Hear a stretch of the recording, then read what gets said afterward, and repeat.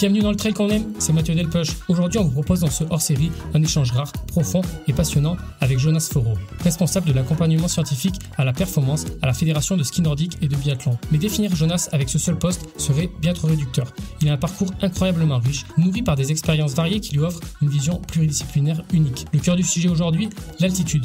On va vous parler des mécanismes physiologiques qui se mettent en place quand on monte en altitude, des adaptations du corps, de comment les optimiser et bien d'autres sujets tout autant passionnants les uns que les autres. Autant de questions essentielles, particulièrement cette année avec les championnats de France de trail qui se dérouleront en altitude. Et pour enrichir cet échange, Nicolas Martin, que vous connaissez bien, l'entraîneur passionné et passionnant de la bande. Alors je vous le dis tout de suite, quand ces deux-là se lancent, ça va loin, parfois très loin, mais j'ai fait de mon mieux pour essayer de structurer les échanges, essayer de rendre les concepts clairs et accessibles, même quand ça devient un petit peu technique. On a beaucoup travaillé avec Nico, c'est un épisode dense, généreux, sans filtre et surtout non sponsorisé. Jonas est venu partager tout cela bénévolement avec une vraie envie de transmettre. Alors, si cet épisode vous plaît, pensez à la partager autour de vous. C'est le meilleur moyen de soutenir le podcast et de nous permettre de continuer à vous proposer ce type de contenu. Allez, on vous laisse avec cet échange passionnant. Bonne écoute. L'été approche et les courses prennent souvent de l'altitude à mesure que la neige fond et que les cols se libèrent, les sentiers les plus hauts perchés sont accessibles. Si les effets de l'altitude peuvent se faire sentir des 1400 mètres environ, ils vont s'accentuer de manière exponentielle à mesure que la pression partielle en oxygène diminue. Si on a voulu faire cet épisode, c'est parce qu'en 2025, les championnats de France de trail auront lieu en altitude à Val d'Isère avec un point bas vers 1800 mètres d'altitude pour les deux parcours et un point haut à 2900 mètres pour le trail court et à 3300 mètres pour le trail long. À cette occasion, nous avons décidé d'aller à la rencontre d'un spécialiste de cette thématique, Jonas Foro. Comment vas-tu? Ça va, super bien. Bonjour à tous. Est-ce que tu peux te présenter rapidement ton cursus, tes diverses expériences dans le sport et autres, et puis tes activités actuelles, autant professionnelles et aussi tes passions, parce que je crois que tu cours un petit peu aussi. Ouais, bien sûr. Moi, je me présente, donc je suis Jonas Foro. C'est vrai que j'ai un passif un peu d'athlète d'un niveau interrégional, on va dire en course à pied. Plutôt sur piste à la base, et puis maintenant, je me glisse un petit peu dans quelques courses de trail, mais à moindre niveau. Et puis, j'ai commencé en fait avec un cursus assez simple, cursus TAPS, licence, master. J'ai tout de suite commencé à entraîner.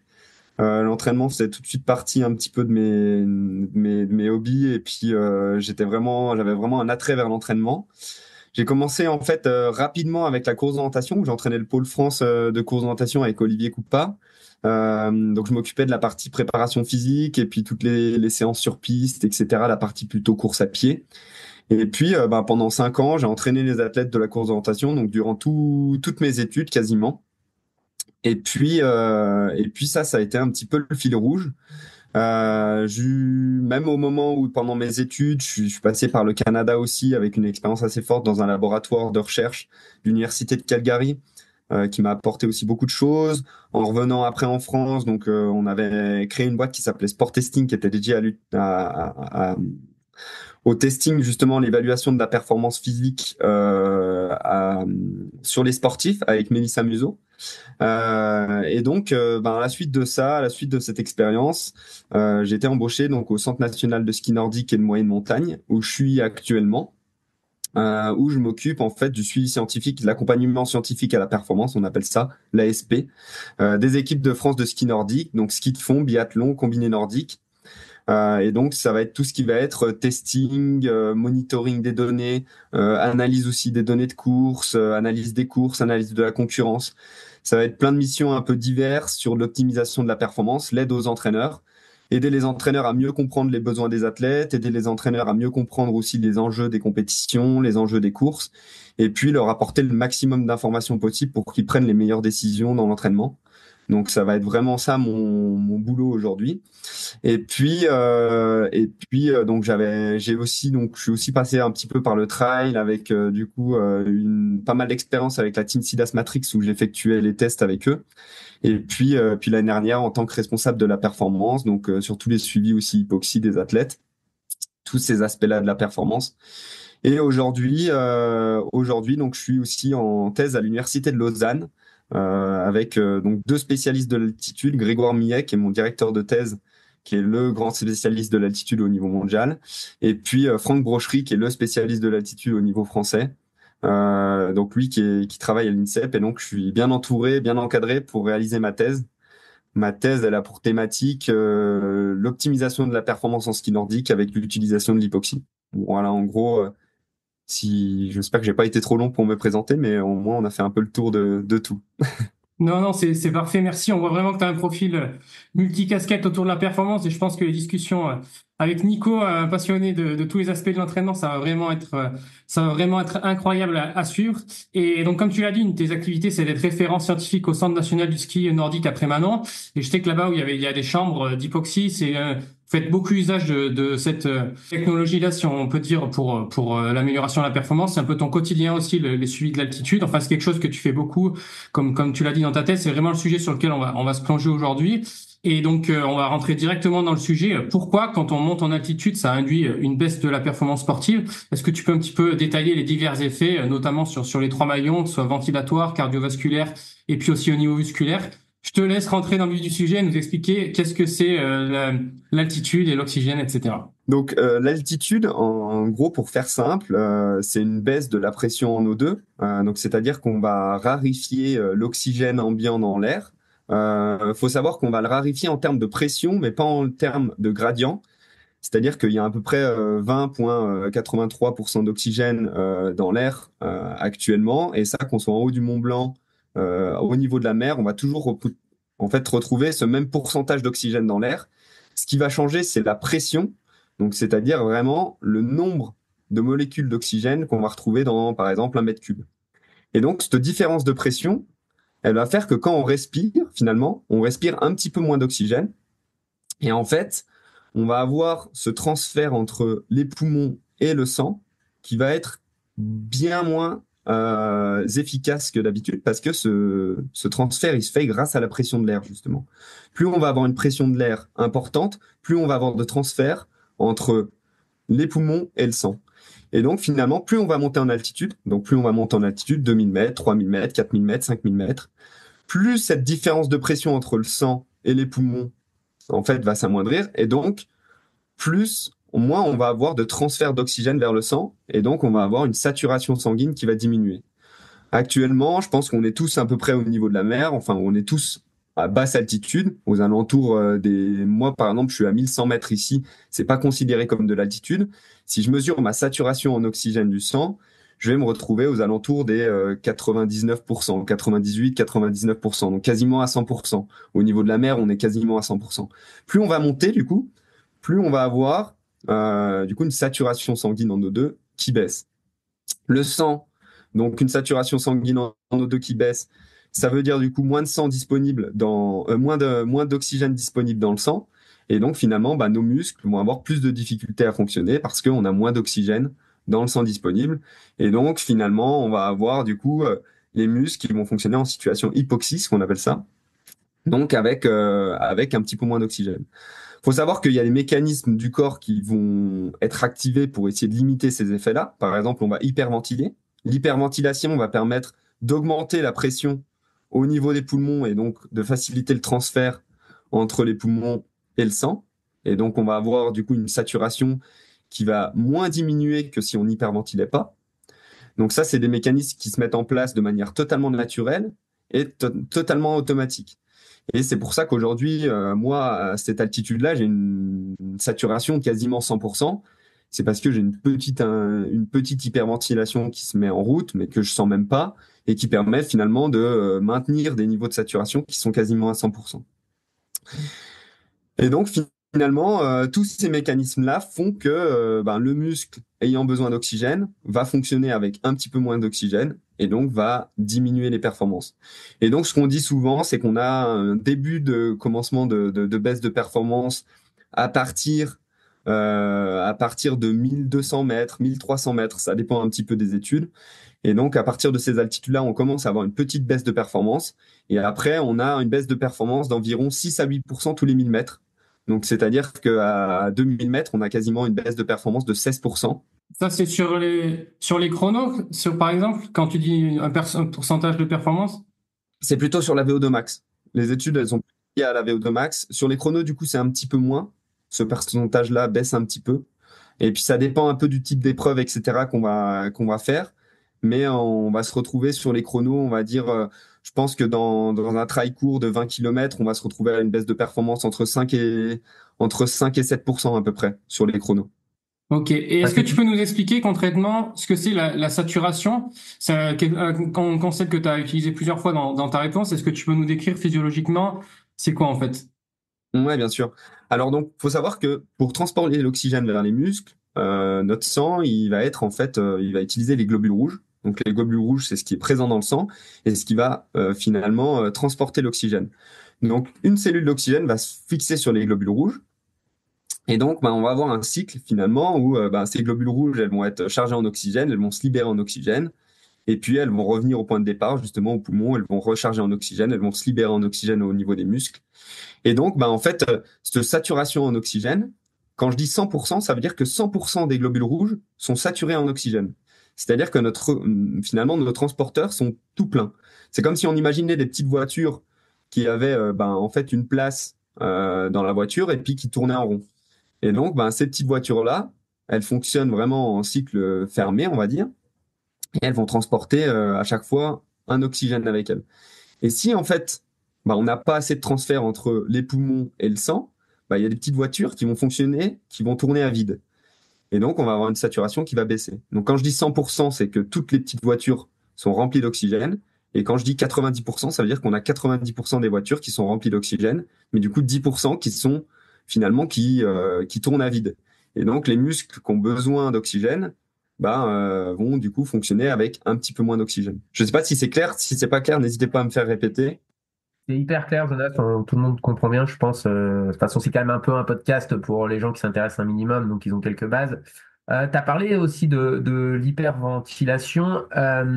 C'est quelque chose qui est non contrôlé. Est-ce que tu peux nous expliquer un petit peu, pour ceux qui sont un peu curieux, d'où ça vient? Je crois que on a des capteurs qui sont au niveau de la gorge, plus ou moins, qui captent cette baisse de pression. Et du coup, juste sans trop développer, mais est-ce que les effets sont les mêmes, par exemple, quand on simule l'altitude ou pas sur cette hyperventilation, puisque on en parlera peut-être plus tard des vrais termes, mais quand on est dans une chambre hypoxique, on diminue le pourcentage d'oxygène et pas la pression. Donc, est-ce que les phénomènes sont exactement les mêmes sur cette notion d'hyperventilation? Et Mathieu voulait un petit peu savoir, est-ce qu'on peut s'acclimater plus vite et travailler sur cette hyperventilation, ou est-ce que c'est un phénomène complètement naturel qui est lié à la détection de la baisse de pression par l'organisme? Ouais, bien sûr. En fait, donc cette hyperventilation, elle va être simple, c'est-à-dire que dans notre organisme, on va avoir des capteurs de pression finalement, ce qu'on appelle des chémorécepteurs, qui vont finalement détecter qu'on a une baisse de pression dans les poumons et qui vont activer de manière totalement automatique, sans contrôle, une hyperventilation plus ou moins forte. C'est-à-dire que plus on va être à haute altitude, plus cette hyperventilation elle va être présente, et plus elle va être présente, plus on va pouvoir compenser cette baisse de pression. Faut savoir que ce mécanisme compensatoire, il va être efficace. Comme je le disais, il va être 100% efficace quasiment jusqu'à 1400 mètres. Mais après, il va plus être à 100% efficace. C'est-à-dire qu'on va avoir finalement une saturation qui va quand même baisser, même avec l'hyperventilation. On aura beau hyperventiler sur des altitudes de 3000, 4000, 5000 mètres, par exemple. Donc, ce mécanisme-là, finalement, il va quand même avoir ses limites. Après, pour revenir sur ta question, justement, sur la différence entre l'hypoxie en chambre, l'hypoxie naturelle, faut savoir qu'aujourd'hui, donc l'hypoxie naturelle, comme je l'ai dit, c'est de l'hypoxie qui s'appelle du coup de l'hypoxie hypobarique, c'est-à-dire avec de la baisse de pression atmosphérique. Et dans la majeure partie des chambres hypoxie aujourd'hui, on va utiliser de l'hypoxie normobarique, c'est-à-dire avec une pression qui est constante, et on va baisser simplement le pourcentage d'oxygène dans l'air. Donc c'est ce que j'expliquais tout à l'heure, le gradient de pression, le gradient d'oxygène dans l'air, donc qui est à 20,83 aujourd'hui dans l'air, en fait on va le baisser à 10%, à 9%, 8% pour simuler une altitude. Mais finalement la pression va rester la même. Aujourd'hui, il y a quelques chambres en France, je pense qu'on doit en avoir peut-être une ou deux à ma connaissance, qui fonctionnent encore en hypobarique, mais c'est des technologies qui sont utilisées seulement à des buts militaires ou à des buts de recherche. Parce qu'en fait, c'est des technologies qui sont très compliquées à utiliser parce que ça nécessite un sas de décompression.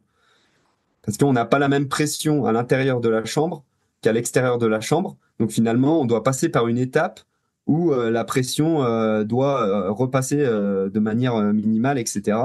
Et donc, c'est très compliqué à utiliser aujourd'hui. Aujourd'hui, nous, dans les chambres, quand on ouvre la porte, ben, en fait, il y a la même pression à l'intérieur de la chambre qu'à l'extérieur de la chambre. Du coup, il n'y a pas de phénomène finalement de pchit ou de choses comme ça qui va refaire que l'altitude va retomber à l'altitude initiale. On va avoir la même pression à l'intérieur de la chambre qu'à l'extérieur de la chambre. On va juste avoir un pourcentage d'oxygène dans l'air qui va diminuer à l'intérieur de la chambre. Mais du coup, ça fait que les chambres, on n'a pas obligé d'avoir une chambre totalement étanche parce que finalement, on a la même pression à l'intérieur qu'à l'extérieur. Et donc, on a un maintien de l'altitude comme ça dans les chambres qui va s'effectuer.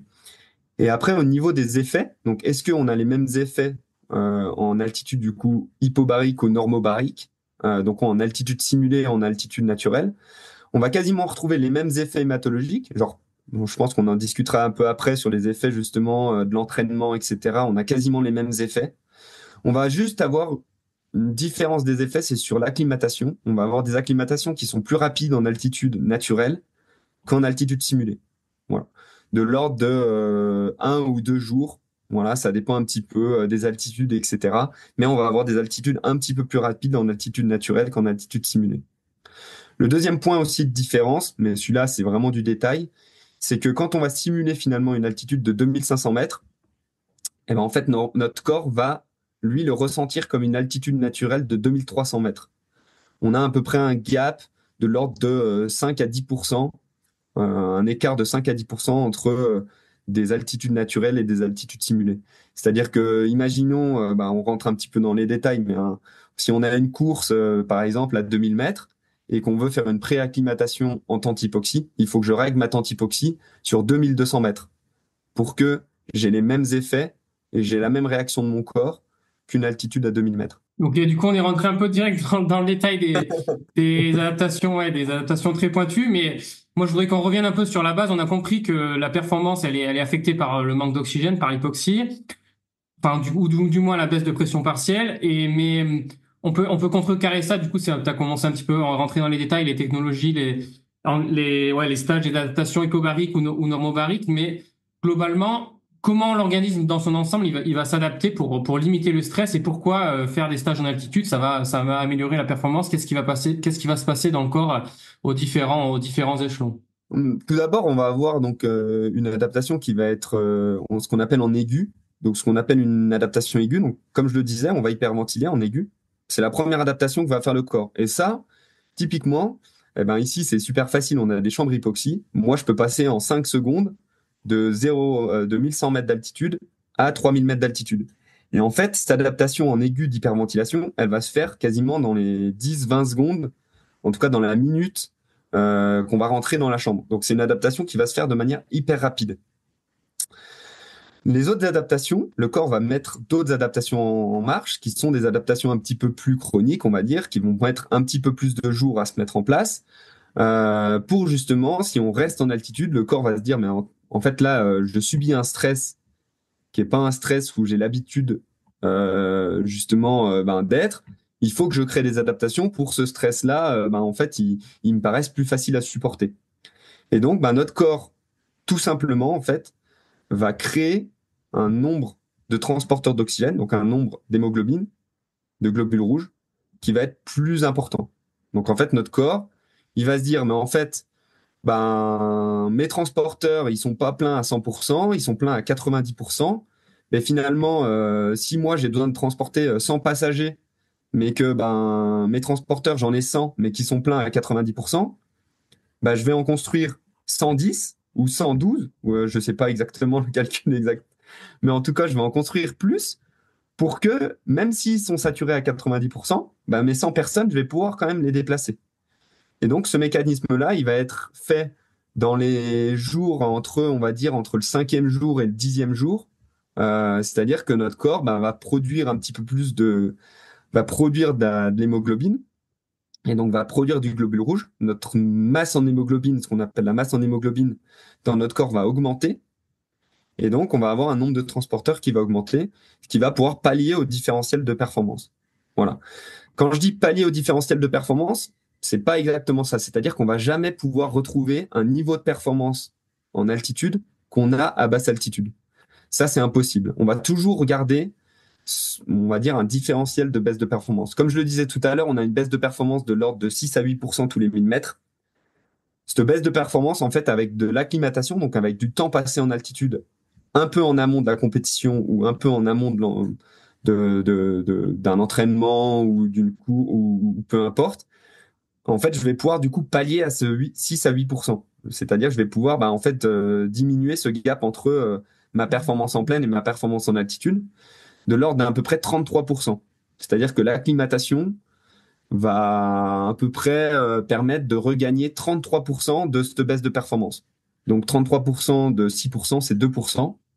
Donc je vais plus qu'avoir une baisse de entre 4 et 6% finalement de baisse de performance grâce à mon acclimatation.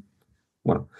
Donc le corps met en place pas mal de choses, mais on va garder quand même cette baisse de performance de l'ordre de 4 à 6% tous les 1000 mètres. Ça, c'est quelque chose qui va rester.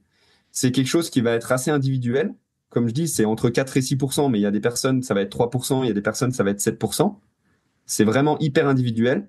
Mais en tout cas, chez toutes les personnes, grâce à une acclimatation, grâce à un temps passé en altitude un peu avant, donc à un effet un petit peu chronique du corps, on va pouvoir pallier à cette baisse de performance de l'ordre de justement 33% de gain de performance par rapport à ce qu'on a perdu.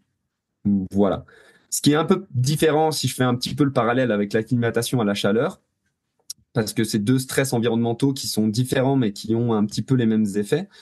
La chaleur, quand on s'acclimate à la chaleur, si on fait une bonne acclimatation à la chaleur, on va pouvoir retrouver 100% de nos capacités qu'on avait en non-chaleur.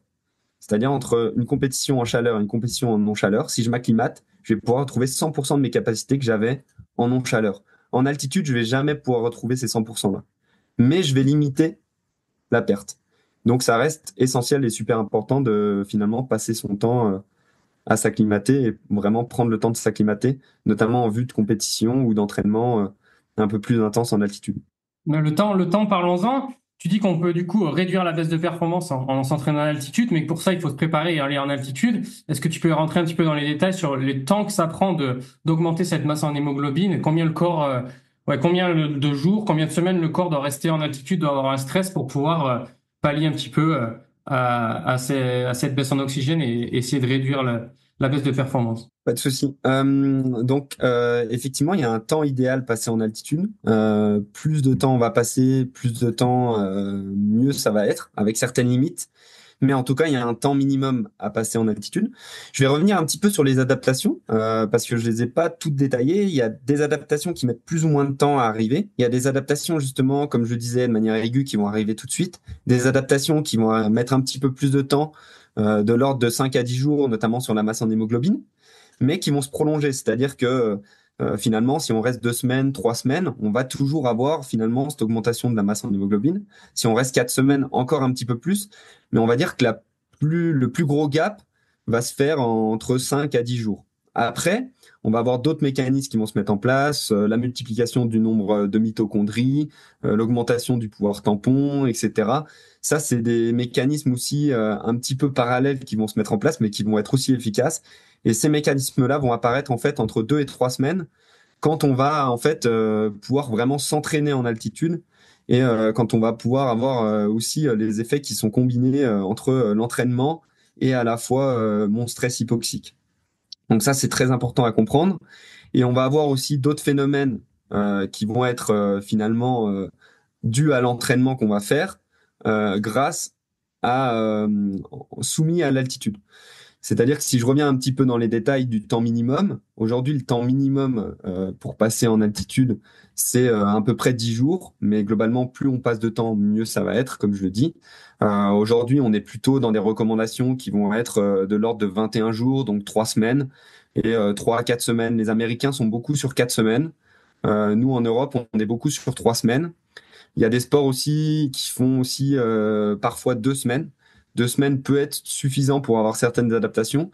Nous, ce qu'on s'est aperçu, notamment dans le ski, c'est que le gap, en fait, entre 2 et 3 semaines est énorme. C'est-à-dire que finalement, si vous pouvez rester 3 semaines, il faut pas hésiter à rester 3 semaines parce qu'il y a un gap d'adaptation entre un stage de 2 semaines ou un gap de 3 semaines qui est assez important. Pas forcément en termes de masse en hémoglobine, mais plutôt en fait en termes de finalement mon organisme va s'entraîner avec une masse en hémoglobine plus importante et donc va s'entraîner avec un système qui est plus performant et donc on va pouvoir faire des meilleurs entraînements et aller chercher des adaptations finalement qu'on ne serait jamais allé chercher parce qu'on n'aurait jamais eu une masse en hémoglobine assez importante. Et donc finalement, de rester assez longtemps en altitude, c'est aussi bénéficier justement de ces changements, comme je le disais, un petit peu aigus, chroniques du corps, pour venir optimiser d'autres paramètres, comme je le disais, comme la densité mitochondriale, comme le pouvoir tampon et d'autres phénomènes.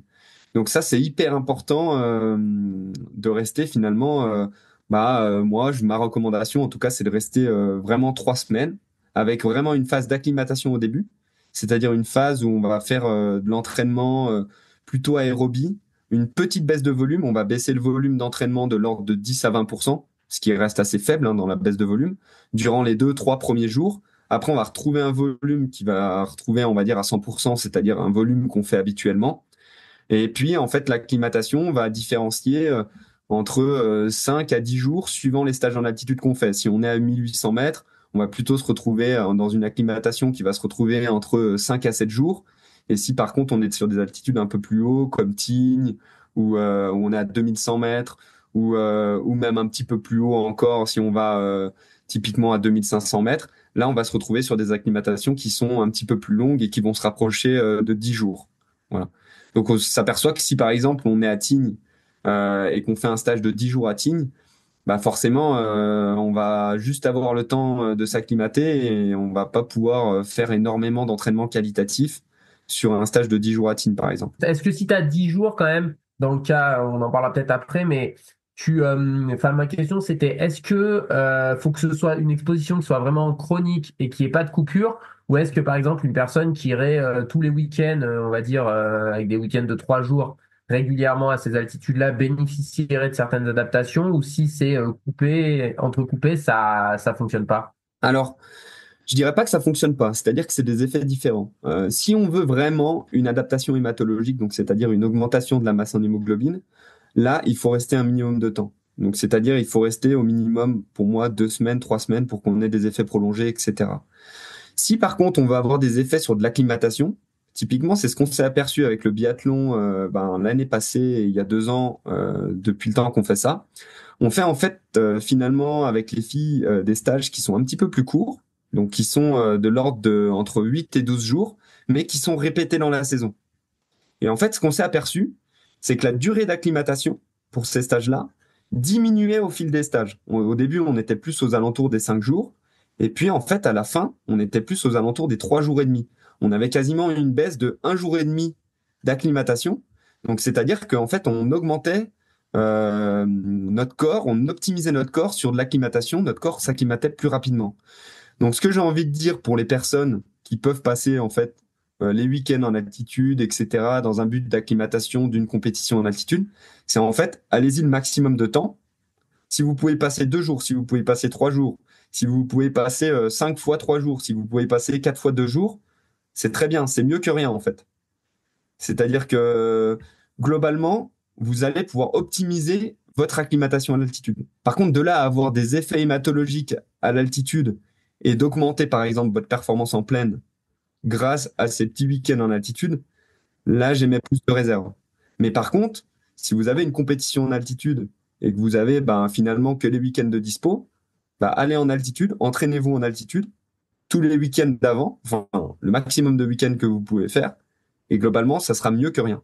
Sur une dernière petite chose, justement, si on a un stage, par exemple, de 5 à 7 jours en altitude, souvent, ce qu'on dit, un stage en altitude, c'est qu'il faut avoir une phase d'acclimatation, justement, comme je le disais, où on va avoir une petite baisse de volume, on va pas faire d'intensité pendant l'acclimatation, etc. Ça, c'est vrai si on fait un stage de 2 ou 3 semaines. C'est-à-dire, c'est vrai si on fait un vrai stage en altitude où il faut une vraie phase d'acclimatation pour justement laisser le temps au corps de faire toutes les adaptations nécessaires, etc., sans trop le fatiguer, pour qu'il puisse finalement s'adapter à l'altitude et qu'on ait ces effets hématologiques-là avant de reprendre une intensité d'entraînement qui va être plus importante.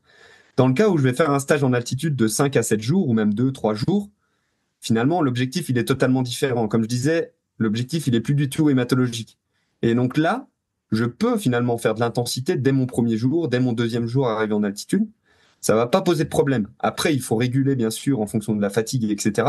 Parce que notre corps va être moins performant en altitude et donc on va créer plus de fatigue.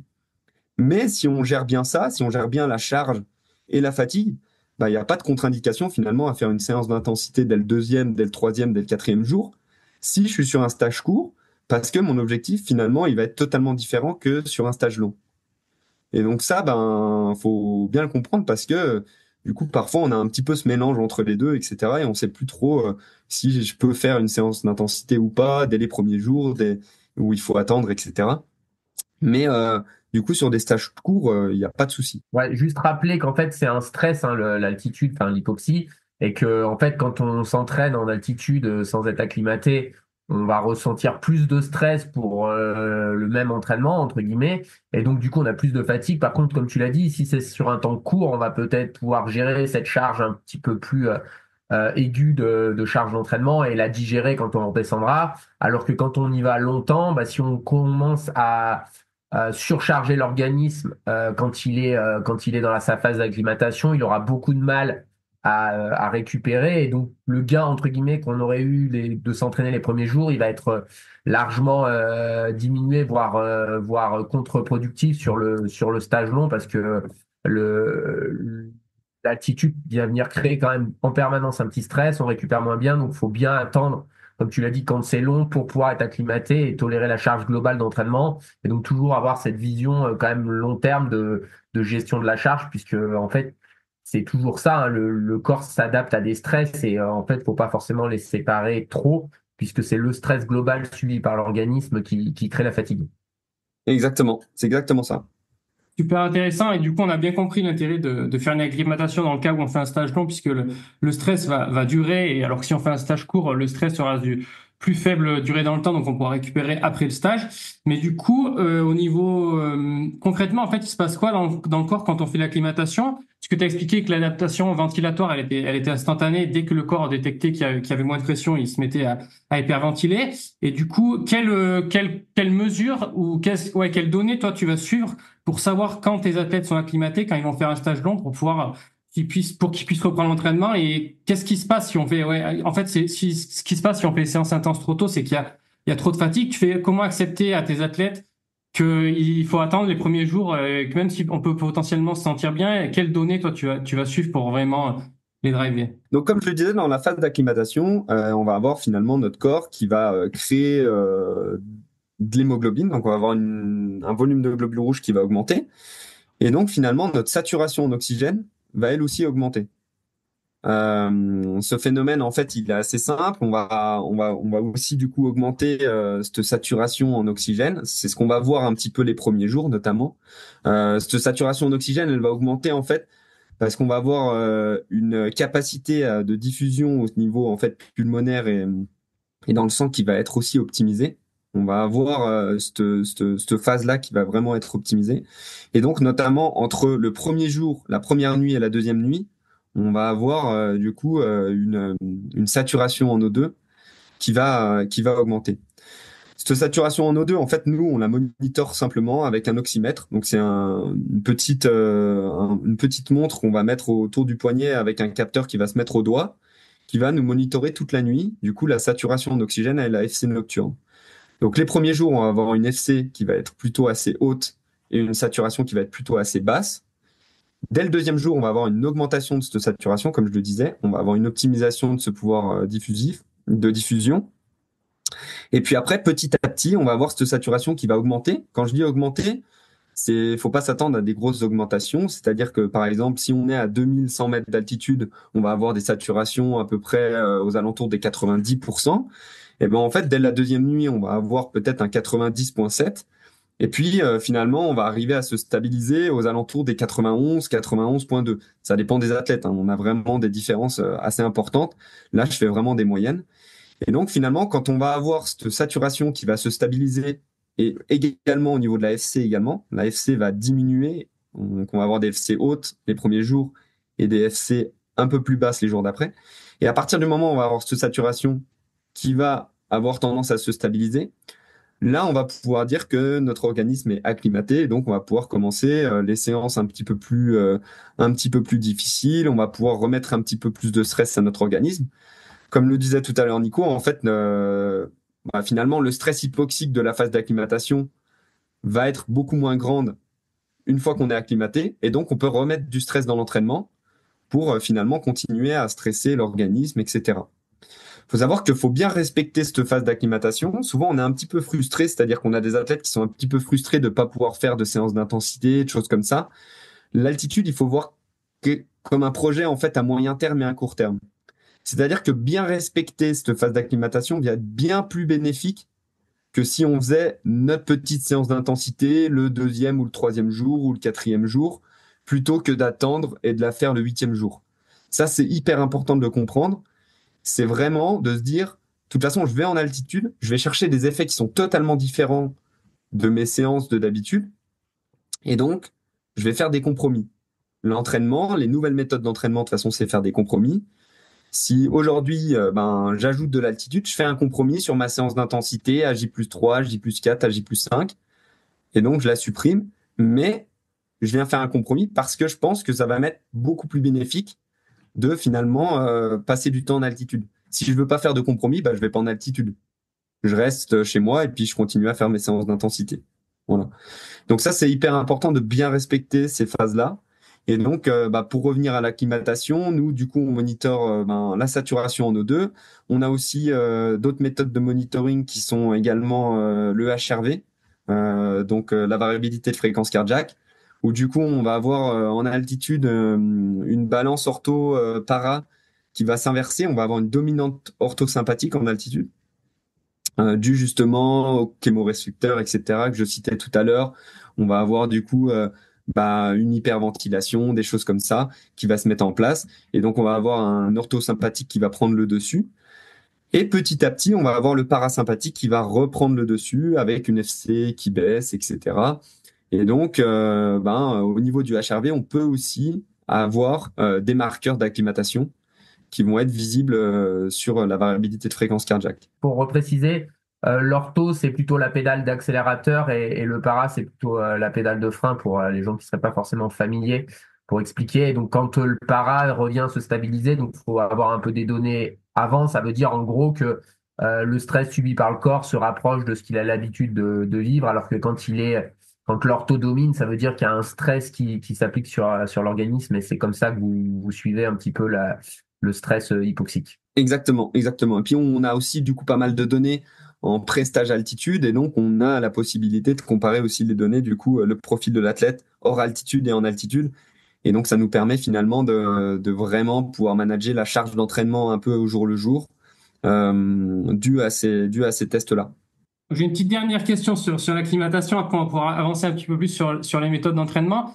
En gros, pour les conseils aux amateurs, où tu dis que si on arrive à monter quand même 2-3 jours par-ci par-là, c'est toujours mieux que si on fait rien. Mais en fait, il se passe quoi au niveau de leur corps qui soit plus acclimaté, puisque tu as dit qu'ils n'avaient pas le temps de développer des adaptations hématologiques, que le ventilatoire, c'était quelque chose de très rapide. Qu'est-ce qui fait qu'ils subissent moins l'altitude après 4-5 week-ends en altitude au niveau physiologique concrètement?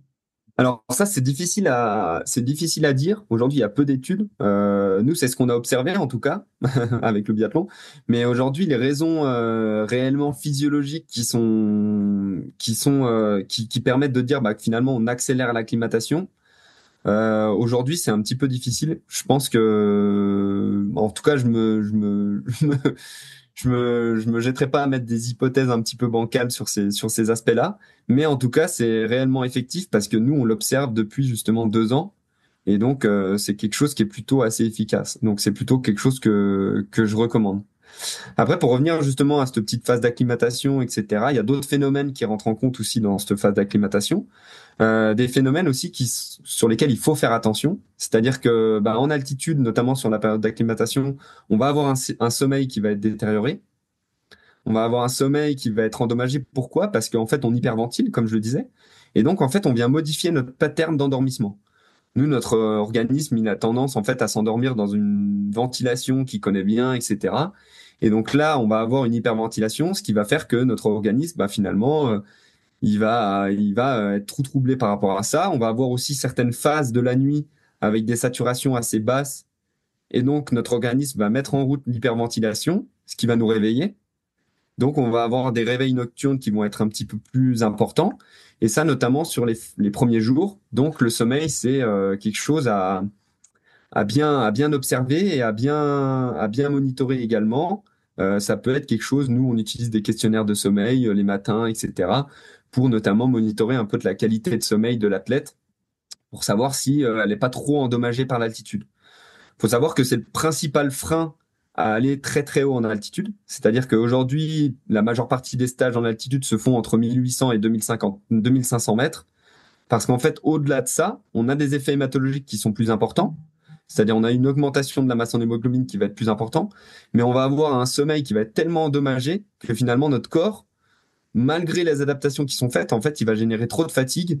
Et donc, les adaptations par rapport à l'entraînement, par rapport à la charge d'entraînement, etc., on va pas du tout pouvoir les mettre en place.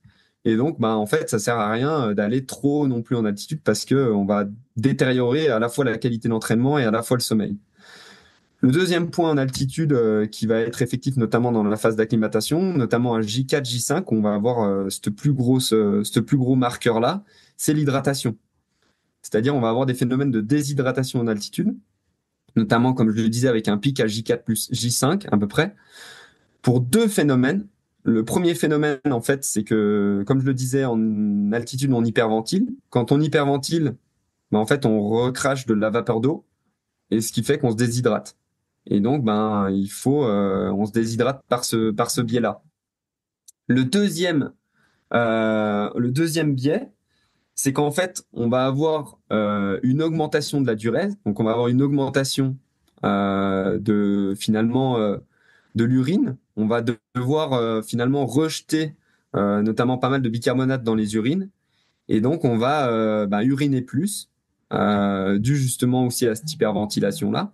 On va uriner plus, notamment la nuit.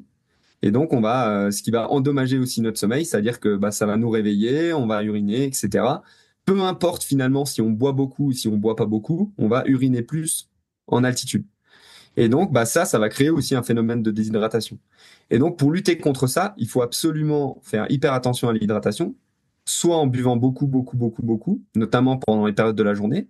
En buvant, nous, ce qu'on estime, c'est de boire quasiment 1 litre de plus d'eau par jour, comparé à de la non-altitude, et de boire régulièrement. C'est-à-dire que ça sert à rien de boire les 1 litre, ça, c'est les conseils d'hydratation assez classiques. Si je veux boire 2 litres par jour, ça sert à rien que je boive 1 litre en 1 heure. Il faut vraiment l'échelonner sur toute la journée. Il faut éviter d'être trop tard le soir, c'est-à-dire que si je m'aperçois que j'ai une hydratation qui est un petit peu en retard le soir, il faut quand même essayer de boire assez éloigné du sommeil parce que sinon on va aussi stimuler ces mécanismes de réveil, notamment avec l'envie d'uriner à la nuit, etc. Donc il faut éloigner un petit peu cette phase d'hydratation du sommeil. Mais en tout cas, c'est une phase qui va être hyper importante. Et ça, nous, on la monitore d'une manière assez simple, c'est-à-dire qu'on collecte l'urine les matins des athlètes et en fait, qu'on appelle avec l'USG, donc c'est-à-dire la densité urinaire. On va regarder la densité urinaire des athlètes et on va pouvoir monitorer l'hydratation et donner des conseils d'hydratation, comme l'ajout en électrolytes, des boissons de réhydratation, etc., des choses un peu plus spécifiques sur l'hydratation. Mais en tout cas, c'est un phénomène qui est assez important, dont il faut faire hyper attention, parce que si on est déshydraté, forcément, les phénomènes hématologiques seront moins importants, etc. On va avoir du coup un volume plasmatique qui va diminuer, donc pas mal d'adaptations qui vont être finalement contre-productives. Donc il faut faire hyper attention à ces deux aspects-là, le sommeil et l'hydratation. Hyper précis. Maintenant que tu nous as bien parlé des différents stress, on va parler peut-être un peu des méthodes existantes, et notamment parce que c'est pas le tout d'aller en altitude, mais il faut quand même s'entraîner si on essaye de vouloir performer dans des sports aérobies. Historiquement, on a plutôt commencé sur ce qu'on appelle du live high, train high. Est-ce que tu peux nous détailler un petit peu les autres méthodes existantes aujourd'hui?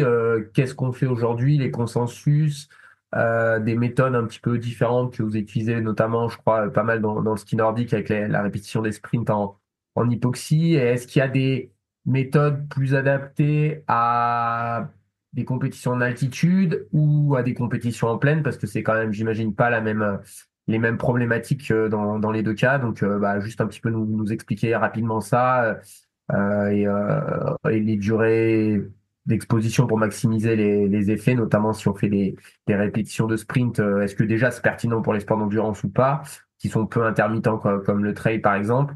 Et voilà, et on imagine bien que c'est pas avec une seule séance que qu'on a des effets. Donc, si tu peux nous parler un petit peu de tout ça, c'est très large, mais on te relancera peut-être si on a des petites questions Bon courage pour cette question. Pas de souci, ouais. Déjà, faut différencier du coup les méthodes d'entraînement en altitude, plutôt des stages en altitude. Donc là, je vais plutôt parler du stage en altitude. Donc là, effectivement, on a deux méthodes. Donc le Living High Training High et le Living High Training Low, c'est-à-dire soit vivre en haut et s'entraîner en haut, soit vivre en haut et s'entraîner en bas. En fait, ces deux méthodes-là, la première méthode est apparue plutôt, en fait, avec les Jeux de Mexico, comme tu en as parlé, il me semble, tout à l'heure, où finalement, pour préparer les Jeux de Mexico, donc en 68, ils ont eu besoin d'aller en altitude, et donc ils sont allés en altitude. Notamment, c'est là en 1967 qu'a été inauguré le centre de Font-Romeu. Donc le ministère des Sports avait décidé justement de construire un centre en altitude pour préparer les Jeux de Mexico. Vu que la France prend tout le temps pas mal d'avance, il a été construit un an avant. Et du coup, en 1967, ils ont commencé justement, en France en tout cas, avec cette méthode-là. C'était déjà utilisé dans pas mal d'autres pays, etc. Mais en tout cas, à vivre en haut et s'entraîner en haut. Pendant pas mal d'années, on a fait exactement cette méthode-là, ce qui, comme je le disais, en fait, apporte pas mal de choses sur l'acclimatation, apporte pas mal de choses sur les effets hématologiques, à la fois en haute altitude et à la fois en basse altitude. C'est-à-dire que ce que j'ai pas précisé tout à l'heure, c'est que les effets hématologiques, ils vont rester un petit peu dans le temps. Ils vont rester dans le temps, c'est vrai et c'est faux, c'est-à-dire qu'ils vont rester dans le temps après le stage en altitude. C'est des temps qui vont être assez courts quand même. Ils vont rester, on va dire, entre 5 à 10 jours, ça dépend un peu, ces effets hématologiques. Par contre, les effets de l'entraînement en altitude, eux, vont rester beaucoup plus longtemps. C'est-à-dire qu'on va avoir une sorte de pic de performance, souvent ce qu'on dit à J+2, J+3, après la redescente en stage. Et on va avoir un pic de performance à partir de J+15, où le corps, on va dire, a digéré la fatigue du stage en altitude, a pu finalement créer toutes les adaptations. Et à partir de J+15, ça dépend des athlètes, là encore une fois, à partir de J+15, on va avoir une sorte de plateau de forme, plateau de performance, qui peut aller jusqu'à J+30, même J+45 dans certaines études, etc. Donc là, on va avoir ce grand plateau de forme-là.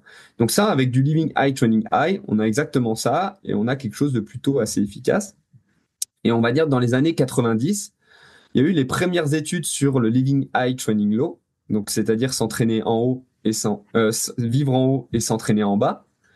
Et en fait, on s'est aperçu que avec cette méthode-là, en fait, ça nous permettait aussi parfois de vivre un peu plus haut, donc c'est-à-dire d'ajouter un stress hypoxique un petit peu plus important, notamment avec les chambres hypoxie.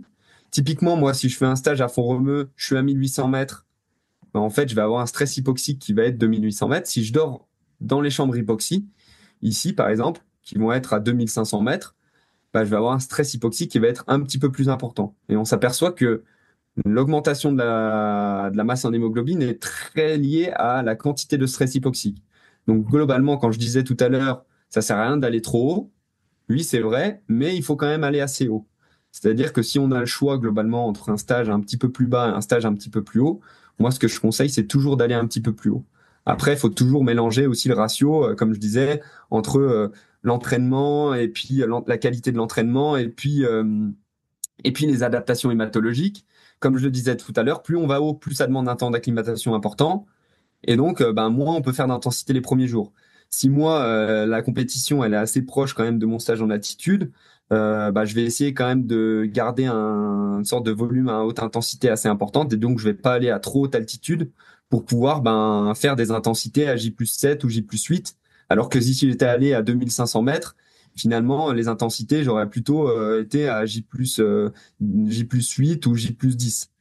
Donc finalement, les stages à haute altitude, je vais plutôt, moi, les favoriser assez éloignés des compétitions. Et les stages un peu moins à haute altitude, je vais plutôt les favoriser assez proches des compétitions. Donc ça, c'est la première chose. L'autre différence entre le Living High Training Low et le Living High Training High, c'est que je vais pouvoir, en fait m'entraîner à basse altitude, donc conserver des allures d'entraînement de basse altitude.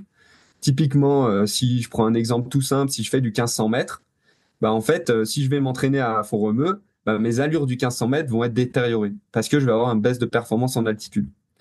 Alors que si je dors en altitude et que je descends m'entraîner en basse altitude, ce qui est beaucoup plus facile de le faire, on va en chambre hypoxie, que finalement sur des altitudes réelles, mais ce qui est possible aussi de le faire en altitude naturelle, et ben en fait finalement je vais toujours avoir les mêmes allures d'entraînement, c'est-à-dire que mes allures de 1500 mètres, elles vont rester les mêmes qu'en compétition. Donc c'est des choses qui vont être aussi assez intéressantes parce que je vais conserver le même pattern de foulée, je vais conserver les adaptations nerveuses, je vais conserver les adaptations musculaires, etc.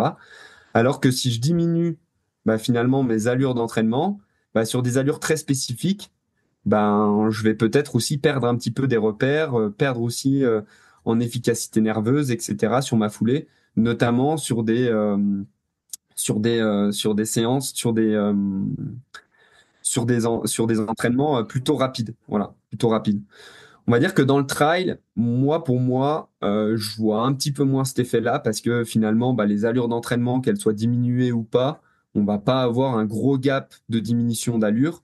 Et donc finalement, ces adaptations musculaires, ces adaptations, comment dire, nerveuses, elles vont moins rentrer en compte.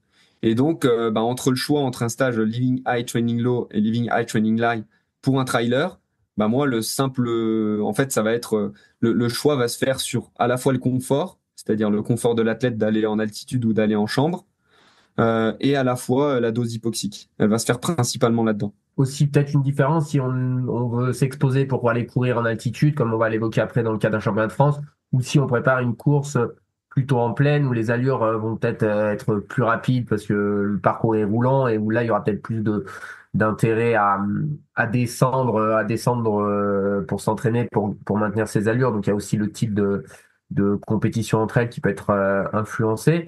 Ça me fait penser à une question. Est-ce que tu penses que, parce que je crois qu'il y a maintenant un peu une combinaison des deux, c'est-à-dire que à la fois des entraînements en haut, mais aussi des entraînements à plus basse altitude. Est-ce que, par exemple, dans le cas d'un trailer, même si la course a lieu en altitude, ça peut faire du sens pour des séances, on va dire, de haute intensité, si c'est logistiquement pas trop coûteux, de, par exemple, descendre, faire la séance PMA.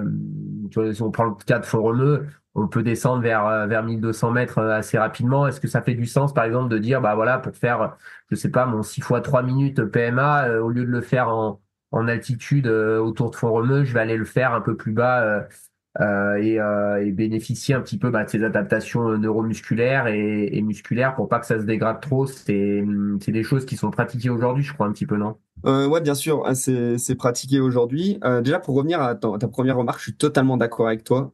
S'il y a une compétition qui a lieu en altitude, il faut aller s'entraîner en altitude. Pour moi, le Living High Training Low s'adresse que aux compétitions qui sont en basse altitude, alors que le Living High Training High s'adresse à la fois aux compétitions en basse altitude et à la fois aux compétitions qui ont lieu en haute altitude.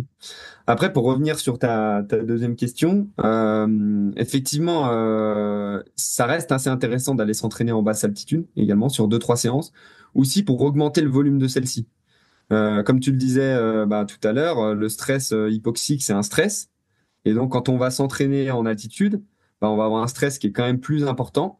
Et donc, bah, on va pouvoir faire un volume de séance moins important, une intensité de séance qui est un peu moins importante.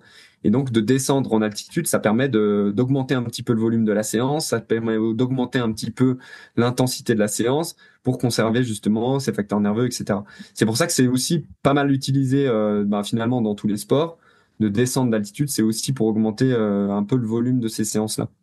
Ouais. Juste là-dessus, je rebondis pour donner un peu des conseils à nos auditeurs, c'est que ce qui est aussi pas mal fait, alors on voit un peu plus sur le marathon parce que ils en font plus, ils ont un peu plus de moyens, mais c'est aussi souvent quand ils s'entraînent en altitude sur leurs allures spécifiques, ils ont tendance à raccourcir aussi la durée des fractions.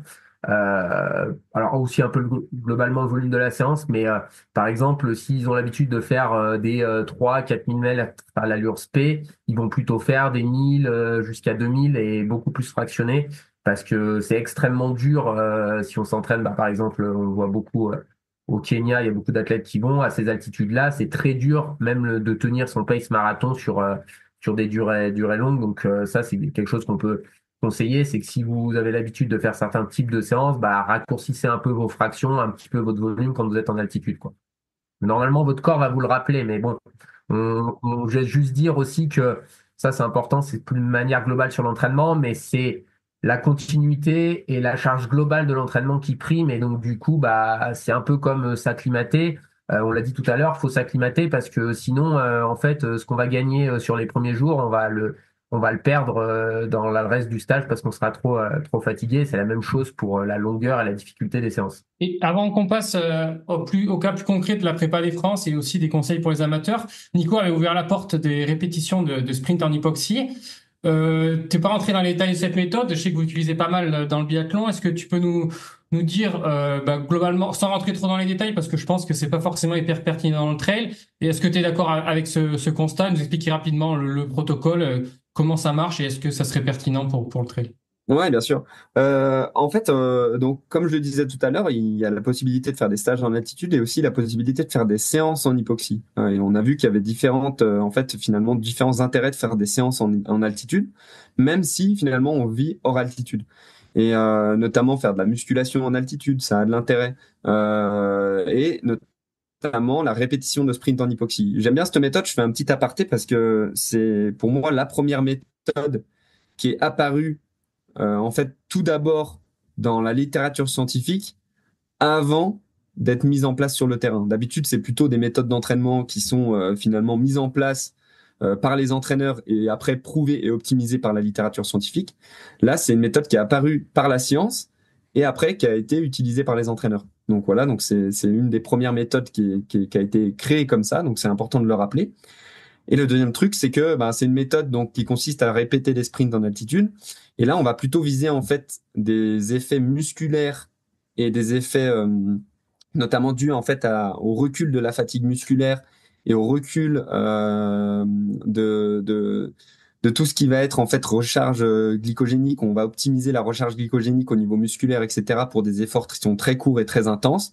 Donc, c'est des sprints de l'ordre de 6 à 10 secondes avec des répétitions de 20 secondes. On va répéter 5 fois ça. On va faire 4 séries avec 5 minutes de récup. Ça, c'est la séance un peu type de RSH qu'on peut faire. Et on va répéter ça, on va dire, on va faire entre 6 et 10 séances sur un bloc de entre 4 à 6 semaines. Donc ça, c'est un petit peu le pattern de la séance RSH. C'est des séances qu'on utilise beaucoup aujourd'hui dans le ski de fond, qu'on a aussi utilisé un petit peu dans le biathlon. Et c'est des séances qui permettent justement, sur des sports où on a des répétitions d'efforts très intenses et assez courts. C'est hyper intéressant. Dans le trail, c'est un petit peu moins intéressant parce qu'on n'est jamais sur ces niveaux d'intensité-là et on n'est jamais finalement sur un facteur où on doit répéter des sprints ou répéter un effort on va dire, hyper fractionné. On n'est pas du tout là-dedans dans le trail. Ouais, dans le trail, si ça devait être utilisé, je pense que ça sera plus une manière un peu de varier l'entraînement en période générale, mais pas forcément dans la période spécifique de l'entraînement. Exactement. Ça, faut savoir que c'est une méthode d'entraînement. Si j'en parle un petit peu plus, c'est une méthode d'entraînement. Donc, on vise des hautes altitudes pour faire cette méthode-là. Donc, entre 3000 et 3500 mètres. Donc, c'est quand même à des hautes altitudes. Donc, c'est pas en fait une méthode qui peut se mettre en place très facilement. Il y a quand même des cyclistes qui arrivent à le mettre en place de manière naturelle dans des cols ou dans des choses comme ça. Mais la plupart du temps, on fait ça en chambre hypoxie. Et on peut faire ça aussi avec du VHL, donc ce qu'on appelle l'hypoventilation, c'est-à-dire avec des phases d'apnée. Si on fait les sprints avec des phases d'apnée, donc c'est-à-dire pendant qu'on fait le sprint, on est en apnée, on va venir en fait de manière artificielle baisser notre saturation en O2 et donc finalement créer une hypoxie localisée au niveau de notre organisme. Et donc on peut faire ces séances-là avec une hypoxie qui va être complètement artificielle en créant de l'hypoxie avec des phases d'apnée. Donc ça, c'est des choses qui peuvent être utilisées sur le RSH et peut-être sur la prépa des France, j'en reviendrai un petit peu parce que c'est peut-être des méthodes qui peuvent aussi être utilisées pour des personnes qui habitent en plaine. Oui, on pourra y revenir après. Mais du coup, maintenant, on va passer sur le sujet qui intéresse peut-être nos auditeurs. On a compris un peu les grands principes, les fonctionnements de l'altitude. Et là, on va parler de ces championnats de France qui vont se dérouler, comme Nicolas dit, entre 1008 et 3003 pour le trail long. Donc, d'abord, on va prendre un petit un petit cas concret, ce serait, enfin, ou un petit cas plutôt fictif, le cas d'un athlète pro qui a zéro limitation sur son budget, sur ses déplacements, sur ses stages en altitude. Toi, tu lui ferais faire des stages à quel moment avant les France? Plusieurs stages, à quelle altitude? Tu le ferais redescendre à quel moment avant la course? Sachant que ouais, ça serait aussi, il y a aussi des variations individuelles qui feraient peut-être qui feraient peut-être changer ton protocole. Mais globalement, si tu avais zéro limite et que tu suivais un athlète pro qui avait pas de limite dans son calendrier, tu lui ferais faire quoi pour être le plus près possible avant ces championnats de France qui vont avoir lieu le 12 et 13 juillet à Val d'Isère? Alors, la première chose que je ferais, c'est un an avant, si j'ai pas de limite, hein. Si un an avant, c'est que j'essayerais Vas-y. si je ferais en fait une compétition en altitude pour voir comment je réagis. C'est-à-dire pour voir finalement est-ce que je réagis plutôt bien, est-ce que je me sens plutôt bien avec cette compétition ou est-ce que je me sens vraiment pas bien et du coup ça va un petit peu changer les stratégies en fait. Si je me sens bien, finalement je peux aller sur une stratégie qui va être un peu moins agressive au niveau de l'altitude. Si vraiment je me sens mal ou si même je me sens vraiment hyper mal, c'est-à-dire sur les phases à 3000, 3003, je commence à avoir des grosses problématiques, etc., de perte d'attention, C'est moi, ça. ce qui peut avoir. Voilà, et ben à un moment donné, je peux même faire le choix de se dire, finalement, c'est peut-être pas une course pour moi. Donc finalement, la course un an avant pour tester, voir si c'est quelque chose de judicieux ou pas, c'est quelque chose d'assez intéressant. Ensuite, pour la personne, bien sûr, qui a pas de limite, en fait, j'essaierai de multiplier le nombre de stages en altitude. Donc, comme je le disais, donc d'essayer de faire quand même plusieurs stages dans l'année, 2 ou 3. Peut-être des stages assez éloignés de la compétition, où là, je vais plutôt être sur des altitudes un peu plus hautes, comme je le disais. Par exemple, je vais aller à Tenerife ou je vais aller à Tignes sur des altitudes qui vont être à 2100 mètres, etc. Où là, je vais plutôt pouvoir essayer de bien bénéficier des effets hématologiques et bien faire mon acclimatation, prendre le temps, etc. Et aussi observer finalement de comment je m'acclimate. Il faut obligatoirement faire un stage aussi pour moi à l'altitude de la compétition, c'est-à-dire que là, on est aux alentours des 1800 mètres. Le mieux, c'est de faire un stage à l'endroit de la compétition. Comme ça, je fais aussi le repérage, etc. Donc là, je fais 1800 mètres et donc je vais finalement aller à l'altitude de 1800 mètres. Je vais voir combien de temps je mets pour m'acclimater. Je vais voir comment je réagis aussi sur mes premiers entraînements d'altitude, etc. Je vais faire ce qu'on appelle un stage miroir, c'est-à-dire en fait la première phase de mon stage, ça va être un miroir par rapport à ce que je vais faire le jour de la compétition, la semaine de la compétition. Si par exemple, je décide que ma compétition, elle va être à J+7 je vais venir en altitude 7 jours avant et mon stage miroir avant, en fait, je vais voir comment je réagis à 7 jours. Et puis, je vais faire ma première intensité à 7 jours et je vais voir comment je me sens. Sinon, je vais la faire à 10 jours. Sinon, je vais la faire à 12 jours. Enfin, voilà. Je peux voir un petit peu comment je me sens à différents jours par rapport à mon arrivée sur stage et donc essayer de caler la course le jour où je me sens mieux. Voilà. Donc ça, c'est la deuxième chose. La troisième chose, c'est de m'entraîner en altitude. Comme tu l'as très bien dit, la particularité de ces France, c'est pas forcément que ça ait lieu à 1800 mètres, mais c'est qu'il y a des phases. On passe par des endroits, finalement, à 3300 mètres. On est la majeure partie du temps quasiment au-dessus de 2500 mètres en moyenne. Et donc, c'est quand même des altitudes de course qui sont hyper importantes. Et donc, il faut y passer le maximum de temps possible. Il faut entraîner l'organisme à y passer le maximum de temps possible, à la fois en endurance et à la fois en intensité. C'est-à-dire pour moi, ce que je recommande, c'est aussi de faire les séances d'intensité à la fois à ces altitudes-là, pour aussi préparer l'organisme finalement à s'habituer à faire des efforts intenses, etc. Il y a aussi un truc, c'est au niveau de la digestion. L'altitude, elle peut endommager la digestion. Et donc, m'entraîner à manger à ces altitudes-là, c'est aussi quelque chose qui va être assez important, notamment en but de préparation de la compétition. Parce qu'il y a des athlètes qui, à cause de l'altitude, en fait, leur corps, comme je le disais, en altitude, ça fonctionne un stress. Notre corps fixe des priorités. La digestion n'est plus du tout une priorité. Et donc, on va avoir des problèmes gastriques, etc. en altitude. Donc ça, c'est pour des personnes, ça peut arriver. Et donc, de s'entraîner justement à manger en altitude, c'est aussi un point important. Donc, si je répète, je ferai un stage assez éloigné, un stage de 3 semaines, qui a plutôt un but hématologique, etc., avec une belle période d'acclimatation, un stage assez haut. Un stage éloigné, là, cette fois-ci, de 1 ou 2 mois, où là, je vais plutôt, en fait, viser à la fois une reconnaissance du parcours, à la fois aussi des effets, un stage un peu miroir où je vais essayer de répéter un petit peu mon processus que je vais mettre en place le jour de la compétition. Et après, finalement, arriver assez tôt dans la compétition, c'est-à-dire, pour moi, il faut venir au minimum 5 jours avant la compétition. Donc, si la compétition a lieu le samedi ou le dimanche, pour moi, j'arriverai le lundi ou le mardi pour pouvoir justement avoir le temps de m'acclimater, avoir le temps de faire un petit peu des entraînements aussi en altitude, etc. Faire ma dernière séance P en altitude pour justement arriver à la compétition de manière optimale. Ça, pour moi, c'est vraiment la recommandation un peu ultime. Je sais pas si Nico, toi, tu rajouterais des choses en tant qu'ayant un peu plus d'expérience, mais voilà. Bah, pas tant sur l'altitude, souvent parce que justement dans le trail, on est parti sur un exemple quand même assez fictif, c'est-à-dire des gens qui n'ont pas de limitation à la fois logistique en termes de timing et de temps disponible, mais aussi au niveau financier parce que ça a un coût les stages en altitude, donc c'est pas si banal que ça encore dans le trail. Non, ma question c'était, est-ce que ton point de vue, tu penses qu'il y a forcément besoin, là, si on parle de Mathieu par exemple, on a prévu un stage qui de mémoire se finit 2 semaines avant le championnat, est-ce qu'il y a forcément besoin de redescendre ou si on passe du temps en altitude sur des altitudes on va dire modérées, enfin pas très hautes, autour de 2000 mètres, est-ce qu'il y a forcément besoin de redescendre ou est-ce que juste la baisse de la charge d'entraînement permettra à l'athlète de faire son affûtage et potentiellement de même rester presque exposé tout le temps au stress hypoxique avant la compétition?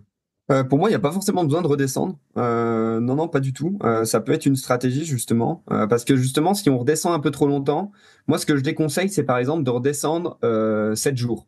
Tu vois, de redescendre en gros entre 3 et 8 jours. Pour moi, ça serait vraiment pile, en fait, où le corps, en fait, il redescend, il se réhabitue. Il Ouais. se réhabitue. On est dans une phase de fatigue à la redescente aussi, entre 3 et 7 jours. Et finalement, quand on remonte, on est à la fin un peu de cette phase de fatigue, etc. Si je dois faire une vraie pause entre mon stage en altitude et ma compétition, je vais plutôt faire en fait une phase un petit peu plus longue de l'ordre de 10 à 20 jours. Mais par contre, j'ai la solution aussi de pas du tout redescendre. Et pour moi, ce qui est très bien parce que tu gardes les effets hématologiques en cours, tu peux garder aussi l'entraînement un peu spécifique en altitude. Mais dans ce cas-là, il faut, comme tu le disais, hyper bien réguler en fait la charge d'entraînement parce que c'est le risque aussi du coup d'avoir une charge et d'avoir un stress qui est un peu trop important sur la phase terminale. Voilà, il faut bien gérer l'affûtage. Mais après, ça, c'est aussi avec l'expérience, en se connaissant, etc., qu'on va arriver à bien gérer ça, quoi. Je pose une petite question un peu perso, une petite consultation. Si l'athlète l'a prévu au niveau logistique de redescendre 2 semaines avant la compétition, est-ce qu'il y a un intérêt, s'il y a une possibilité de monter en téléphérique et de faire des séances en altitude, est-ce qu'il faut continuer de les faire pour essayer de maintenir les adaptations, continuer de se stresser, ou tant qu'il est à redescendre, il faut vraiment essayer de limiter le stress pour assimiler le stage? Non, c'est un grand oui, ça. Un grand oui.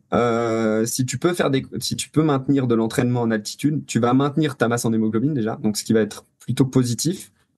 Et aussi, tu vas maintenir justement tes adaptations au niveau entraînement, etc. Voilà. Après, encore une fois, il faut bien gérer le stress, il faut bien gérer la charge, mais ça peut être très positif d'aller de toute manière s'entraîner aux altitudes spécifiques de la compétition. Après, il y a aussi un intérêt à s'entraîner un peu à plus basse altitude, etc. Mais si tu peux conserver des entraînements un peu plus haut, ça c'est encore mieux. Ok. Donc Donc, Mathieu, il avait mis une hypothèse un petit peu, je sais pas si on l'avait écrit là, mais c'était de dire est-ce que le fait d'aller en altitude, on diminue nos vitesses d'entraînement et pour lui, il voyait beaucoup le trail long comme quelque chose de très musculaire et donc du coup on stimulait moins en allant en altitude et donc que c'était pas forcément il n'était pas convaincu de la pertinence de faire de l'altitude à tout prix.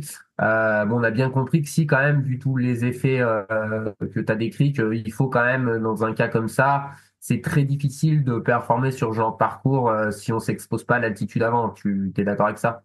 Exactement, moi je suis là-dessus, celui qui va y aller le jour J sans avoir pas du tout préparé de stage en altitude, sans avoir jamais fait d'altitude. Pour moi, enfin, ça serait du miracle qu'il réussisse une belle course. Après, ça là-dessus, les mécanismes musculaires, justement, c'est à toi de bien gérer dans ta préparation pour finalement se dire, ok, je passe du temps en altitude. Finalement, je vais essayer justement pendant mes phases de basse altitude, donc mes phases où je suis à basse altitude, peut-être de mettre l'accent là-dessus pour dire, je vais peut-être moins les travailler en altitude. Je vais peut-être moins être justement spécifique là-dessus en altitude. Et donc, les phases que je passe chez moi à basse altitude, je mets un petit peu plus l'accent justement sur les facteurs nerveux. Je mets peut-être un peu plus de séances de muscu. Je mets un peu plus d'excentrique. Je fais un peu plus de descente en excentrique, etc. Pour essayer justement de maximiser les adaptations sur ces moments-là passés à la maison. Et quand je vais en altitude, je sais que je vais les perdre un petit peu, mais je sais que je les aurais déjà bien bossés à la maison. Voilà, ça peut être une stratégie qui est tout à fait acceptable. Trop cool. Merci pour tes conseils. Si tu veux donner notre conseil au cas d'un pro, tu peux continuer, mais sinon je te propose de passer un petit peu des conseils aux amateurs qui nous écoutent. Là, ils doivent commencer à baliser, à se dire que s'ils sont inscrits aux France et qu'ils n'ont pas l'occasion d'aller en altitude, ça va être très très compliqué pour eux. Mais est-ce que tu as quand même des petits conseils à leur donner pour essayer de les rassurer? Je vais te lancer d'abord sur l'entraînement en chaleur. On dit que c'est l'altitude du porc. Qu'est-ce que peut faire l'entraînement en chaleur et qu'est-ce que ne peut pas permettre l'entraînement en chaleur? Est-ce que tu peux nous parler de ces méthodes dans le cadre d'une préparation pour une course en altitude? Ouais, bien sûr. Donc là-dessus, il y a pas de il faut pas s'inquiéter. Il faut pas s'inquiéter pour le trailer amateur. Il faut pas s'inquiéter. On va avoir une baisse de performance si on peut pas faire l'idéal, mais comme finalement toutes les compétitions, etc. Ça, il y a pas de problème. Comme je le disais, il faut essayer de passer le maximum de temps en altitude. Si même un week-end ou 2 week-ends ou 3 jours, etc. ou une semaine, etc. Ça vaut le coup d'aller s'entraîner en altitude. Et donc là-dessus, il faut pas hésiter à le faire. Il faut le faire au maximum. Et donc ça va vraiment être mieux que rien, comme je le disais. La deuxième chose, comme tu dis, c'est la chaleur. Alors la chaleur, souvent, on confond un petit peu justement les différents effets. La chaleur peut avoir des effets hématologiques. En gros, si je synthétise un petit peu les effets de l'entraînement en chaleur, c'est qu'on va avoir une augmentation de la température corporelle, on va avoir du coup une sudation qui va être un peu plus importante, on va assimiler un petit peu plus l'eau, et donc on va avoir un volume plasmatique qui va augmenter. Un volume plasmatique, c'est quoi? C'est un volume sanguin aussi qui va augmenter. Et en fait, notre corps va finalement faire un ratio entre notre taux en hémoglobine et notre volume plasmatique qui va être déséquilibré, et du coup, pour rééquilibrer ça, va produire de l'hémoglobine. Et donc, on va avoir, c'est pour ça qu'on appelle ça l'altitude du pauvre, c'est parce qu'on va avoir le même effet sur la masse en hémoglobine, qui est selon moi un petit peu moindre qu'un stage en altitude. Si on a le choix entre les deux, il faut mieux faire un stage en altitude. Mais on va quand même avoir cette augmentation de la masse en hémoglobine. Si les séances chaleur sont bien faites, si on a un temps minimum respecté, si on a un nombre de séances respecté, si on a la bonne température et le bon gap qui est respecté, si on a la bonne réhydratation qui est bien respectée, etc. Ça demande quand même pas mal de petits détails sur lesquels il faut faire hyper attention pour que ça soit vraiment bien fait et que les effets soient respectés. Mais en tout cas, on va avoir cette augmentation de masse en hémoglobine. Cette augmentation de masse en hémoglobine, ça fait qu'on va être plus performant à la fois en basse altitude et à la fois en altitude. Mais par contre, ça va pas remplacer l'acclimatation.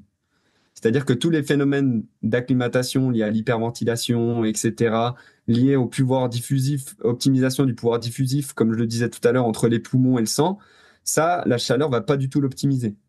Donc, si à un moment donné, j'ai le choix entre de la chaleur et de l'altitude, il faudra quand même aller en altitude de toute manière pour optimiser ces phénomènes d'acclimatation. Par contre, la chaleur peut avoir un côté positif, comme je le disais finalement, sur l'augmentation de la perf, on va dire, de manière assez brute, en augmentant la masse en hémoglobine. Le troisième aspect que je mettrais là-dessus aussi, c'est que finalement, on n'est pas à l'abri aussi finalement qu'il fasse un petit peu chaud sur ces championnats de France. Malgré tout, je pense qu'il y a quand même assez peu de chance parce qu'on est quand même sur des altitudes qui sont quand même assez hautes et globalement, il fait non pas des températures très très chaudes. Mais s'il fait chaud, alors l'acclimatation à la chaleur peut être quelque chose aussi d'assez intéressant. En tout cas, ça coûte rien de le faire parce que ça vient pas baisser la performance. Et au cas où il fait chaud, au moins on est acclimaté à la chaleur. Donc ça peut être quelque chose à recommander, mais moi je le recommanderais plus pareil pour les athlètes plutôt déjà bien entraînés que pour des athlètes amateurs. Là-dessus, j'irais pas forcément sur l'entraînement à la chaleur comme substitut à l'altitude. Ouais, faut rappeler une chose, on l'a pas dit, mais la limite un petit peu de la chaleur, c'est que c'est quand même un stress auquel on ne peut pas s'exposer facilement, enfin très facilement de manière passive. Alors même s'il y a deux types de stratégies, mais Si on prend une méthode passive d'exposition à la chaleur, c'est aller dans un sauna, par exemple, c'est quand même pas non plus ultra confortable, contrairement à l'exposition à l'hypoxie avec de l'altitude, qu'elle soit réelle ou simulée, où il y a des stress et voilà, on peut voir le stress qui s'applique sur le corps, mais globalement, c'est quand même pas très inconfortable. C'est un petit peu la limite aussi, on va dire, en termes de charge mentale de la chaleur par rapport à l'altitude aussi. Et c'est vrai que pour le répéter et le maintenir dans le temps, c'est souvent un petit peu plus difficile.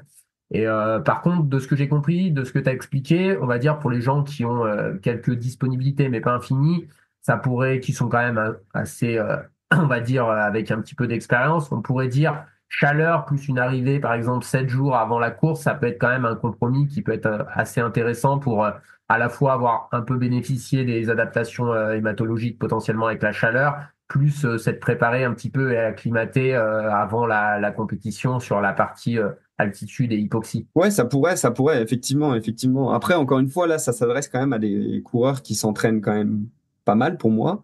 Tu vois, les protocoles chaleur aujourd'hui, c'est nous ce qu'on recommande en tout cas, c'est au moins, tu vois, 7 séances en 10 jours, un peu pour avoir un petit peu des premiers effets, etc. Et donc, ça fait que déjà, si on fait 7 séances en 10 jours sur des séances comme ça d'entraînement aérobie, finalement, bah, il reste plus beaucoup de séances. Si quelqu'un Ouais. en fait s'entraîne déjà cet entraînement en 10 jours, pour quelqu'un qui fait pas de l'entraînement tous les jours, bah finalement, moi je pense que pour un athlète en tout cas qui est pas un minimum de 5 ou 6 entraînements semaine, bah typiquement je resterais sur une prépa assez classique. Je préférais mettre des séances d'intensité, des séances PMA, des séances de seuil, des séances à allure spécifique, etc. plutôt que de faire un cycle chaleur. En tout cas, moi c'est mon opinion parce que c'est pas en faisant 1 ou 2 séances chaleur par semaine qu'on va avoir des effets. Et donc là-dessus, bah en fait, ça va juste être un peu de la perte de temps, je pense. Hyper important ce que tu dis, de revenir aussi un peu aux fondamentaux. C'est un truc, Ouais. aujourd'hui, on a accès à, là tu nous fais une masterclass sur l'altitude.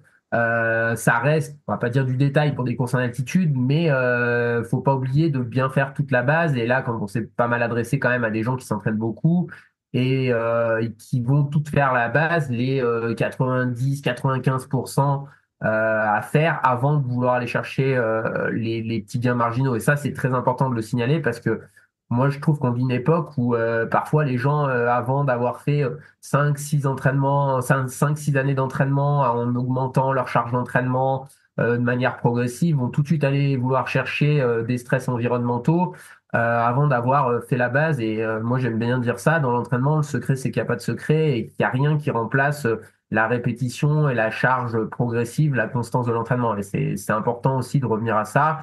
Et tu as évoqué, c'est important, la baisse de performance, elle est importante, mais elle n'est pas non plus ultra majeure. Et si on nuit à son process global d'entraînement et d'adaptation pour faire un trail long si on prend le trail long des championnats de France qui fait 70 bornes et 5000 mètres, si on enlève toutes les contraintes excentriques, par exemple, bah, peut-être que oui, on va être acclimaté à l'altitude. Par contre, au bout de 2 descentes, on va avoir les quadrilles en croix et puis t'as beau être adapté à l'altitude, bah, tu vas être collé au sentier. Donc, il faut pas aussi perdre d'objectif, enfin, perdre de vue quelles sont les adaptations majeures pour faire de la performance dans un trail qui soit ou non en altitude, quoi. 300%. C'est la borne, c'est la borne. Le boss a remis l'église au centre du village. Donc ouais, là c'est trop cool. Tu nous as parlé d'abord des mécanismes d'adaptation à la chaleur, mais ensuite on a bien rappelé que le protocole il était quand même assez complexe pour pouvoir en tirer des bénéfices. Et Nico a rappelé que ben, la continuité de l'entraînement et développer les bonnes qualités c'était plus important que d'aller jouer sur les petits détails. Mais moi, j'ai envie de te poser encore une petite question sur un petit détail qui pourrait aider les amateurs, et t'en avais parlé rapidement, c'est l'hypoventilation. Est-ce qu'il y a des protocoles qui peuvent être mis en place et qui peuvent être pertinents pour un peu simuler, simuler un manque d'oxygène et que ça pourra permettre de mieux performer ensuite en altitude? Ouais, donc comme j'en parlais tout à l'heure, l'hypoventilation, c'est une manière de simuler l'altitude, donc en créant des petites phases d'apnée. Donc en fait, on va faire de l'apnée intentionnelle, donc c'est-à-dire que on va se mettre en apnée en courant, par exemple. On peut faire un footing en hypoventilation, c'est-à-dire qu'on va faire des petites phases d'apnée de 2-3 secondes. Je dis 2-3 secondes, ça peut sembler court, mais vous pouvez tous essayer chez vous de faire un footing, ne serait-ce que 30 minutes, avec des petites phases d'apnée de 2-3 secondes toutes les 10 secondes. C'est difficile. Ça demande aussi une charge mentale qui est assez importante, mais par contre, ça fait un vrai stress hypoxique à l'organisme. Donc ceux qui y arrivent bien, ça demande un peu d'entraînement, un peu d'habituation, etc. C'est quelque chose qui fonctionne bien, c'est quelque chose qui est pas dangereux, à part si on fait des grandes phases d'apnée et là on se retient et qu'on continue à courir. Là, à bout d'un moment, ça peut devenir problématique, mais en tout cas, sur des petites phases d'apnée comme ça de 2-3 secondes toutes les 10 secondes, ou alors on peut se fixer une, deux, trois, quatre foulées tous les 10 foulées. Ça peut être aussi un petit peu ce rythme-là qui peut être mis en place. On peut mettre sonner la montre, etc. Mais c'est quelque chose qui fonctionne bien parce qu'en fait, on va simplement réduire l'apport d'oxygène dans les poumons et donc on va limiter ce transfert d'oxygène entre les poumons et le sang.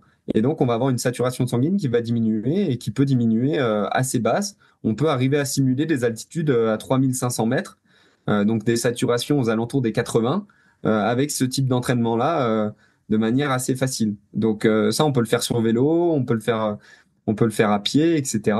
Et donc, je le recommande sur les athlètes qui peuvent pas du tout aller en altitude. S'ils peuvent faire un petit cycle d'entraînement avec des entraînements en hypoventilation, ça peut être assez efficace. Il y a une autre manière aussi de créer de l'hypoventilation sur des séances d'intensité. Par exemple, si j'ai une séance PMA à faire, ou si j'ai une séance de seuil à faire, je vais faire des petites phases d'apnée de 10 secondes, récup 2 secondes pendant la minute avant mon intensité. Et là, du coup, je vais créer je vais créer en fait une saturation assez basse dans mon corps. Et quand je vais commencer l'intensité, du coup, elle va être assez basse. Et après, à chaque récup, pendant mon intensité, je respire normalement et à chaque récup, je vais rajouter ce petit stress, etc. En fait, pendant les intensités, la saturation va avoir tendance à réaugmenter avec l'hyperventilation, etc. Mais pendant mes phases de récup, je vais la réduire à chaque fois et donc au début de l'intensité, je vais être en situation hypoxique au niveau cardiovasculaire et au niveau musculaire. Donc ça peut être des choses qui peuvent être assez intéressantes en tout cas à tester. Il y a différentes modalités là-dessus. Ça s'appelle le VHL. Il y a un expert en France qui s'appelle Xavier Warrants. Je vous invite à lire un petit peu ses livres. Voilà, il y a des infos qui peuvent être assez intéressantes. Hop. Super. J'ai essayé suite à ton podcast avec Sean sur Upside Strength. Et c'est vrai que c'est pas hyper facile, mais ça rend quand même la sortie un petit peu ludique. Quand tu fais des sorties longues, ça te permet pendant une montée de varier un petit peu, surtout quand, bon, comme tout le monde, on a un peu de tendance à forcément s'entraîner sur les mêmes terrains. Ça permet de varier un petit peu et c'est pas inintéressant. Après, c'est sûr que ça entraîne une petite charge mentale supplémentaire. Donc, voilà, le conseil peut-être qu'on peut donner, c'est que c'est peut-être quelque chose qu'il faut, dans la planification de son entraînement, compter comme une journée plus difficile que quand on fait sa simple rando course tranquille en aérobie et peut-être ça, compter ça comme une journée un peu difficile et pas aller rajouter deux, trois autres intensités dans la semaine si on commence à faire cette hypoventilation. Ouais, bien sûr. Ça c'est clair. Et je rajouterai un petit truc aussi. On voit parce que je fais un petit aparté, ça va sûrement parler à certains. On voit notamment dans le CrossFit des petits simulateurs hypoxie où un petit peu c'est des petits masques ou des choses comme ça qui vont nous permettre, qui nous vendent comme simulant l'altitude. Ces masques-là vont pas du tout simuler l'altitude, vont en fait juste empêcher la respiration. Et donc finalement vont plutôt avoir un phénomène mécanique au niveau des poumons et donc on va forcer un petit peu plus la respiration au niveau des poumons, mais vont pas du tout entraîner de baisse de saturation. Donc il y a aucun appareil mécanique ou chose comme ça qui peut se mettre en tuba ou en masque qui peuvent qui peuvent refléter les effets de l'altitude. Voilà. Autant acheter une paille. Autant acheter une paille, ouais. Exactement.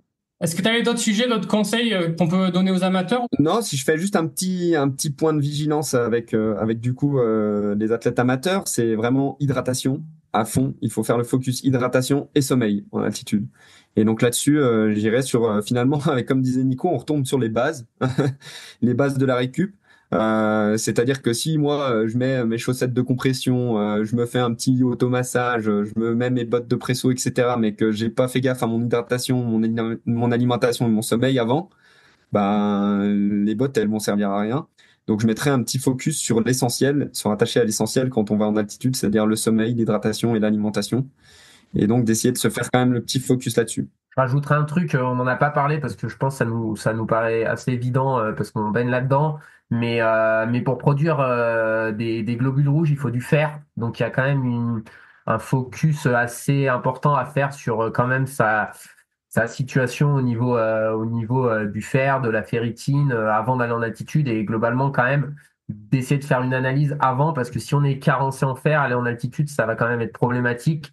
Et globalement, les recommandations, c'est même si on n'a pas de carence, c'est plutôt quand même d'avoir une supplémentation ou en tout cas bien surveiller son alimentation pour avoir pas mal d'apports en fer quand on va en altitude. C'est quelque chose d'assez important et je crois qu'il y a un livret qui a été assez bien fait par, alors je ne me rappelle plus exactement par qui, mais sur les bonnes méthodes pour aller en altitude. Et c'est vrai qu'il y a ces analyses de voir qu'on n'est pas carencé en fonction de son niveau de ferritine, bah, les recommandations sur la supplémentation à avoir parce que c'est quand même assez fondamental. Si on espère avoir des effets, faut que le corps soit en capacité de répondre à ce stimuli. Exactement, ouais, j'en ai pas parlé, mais effectivement, c'est un point essentiel. Nous, on supplémente tous les athlètes, peu importe s'ils sont carencés ou non.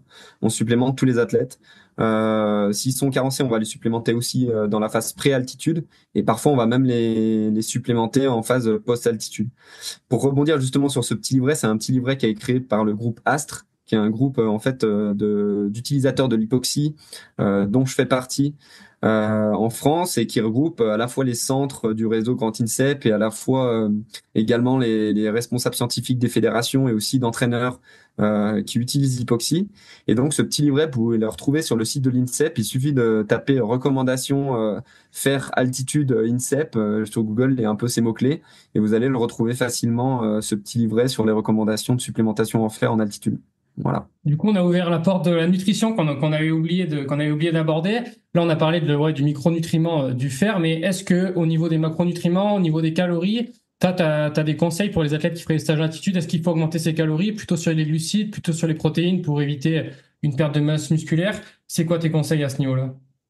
Globalement, il faut tout augmenter. Il faut tout augmenter. Il faut augmenter justement, comme je le disais tout à l'heure, cet apport calorique. Il va être, en fait, le stress, il va créer justement un stress un peu plus important. On va dépenser du coup plus d'énergie et donc un apport calorique va être important, notamment en glucides.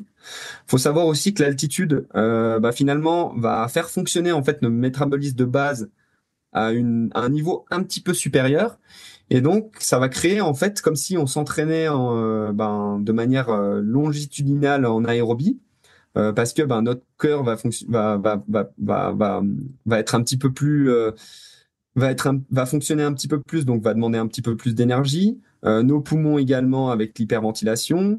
Tous ces phénomènes-là en fait vont demander de l'énergie et en fait vont fonctionner finalement avec un mécanisme plutôt aérobie et vont plutôt en fait puiser dans les graisses. Et donc c'est pour ça qu'en altitude, on a aussi un phénomène qu'on monitore nous rarement, mais on va avoir une baisse des masses grasses et notamment parfois pas forcément une baisse de poids. On va avoir parfois une baisse de poids, mais pas tout le temps. Mais on va avoir quasiment à chaque fois sur des stages en altitude une baisse de masse grasse qui va se faire justement dû à ces mécanismes-là, justement.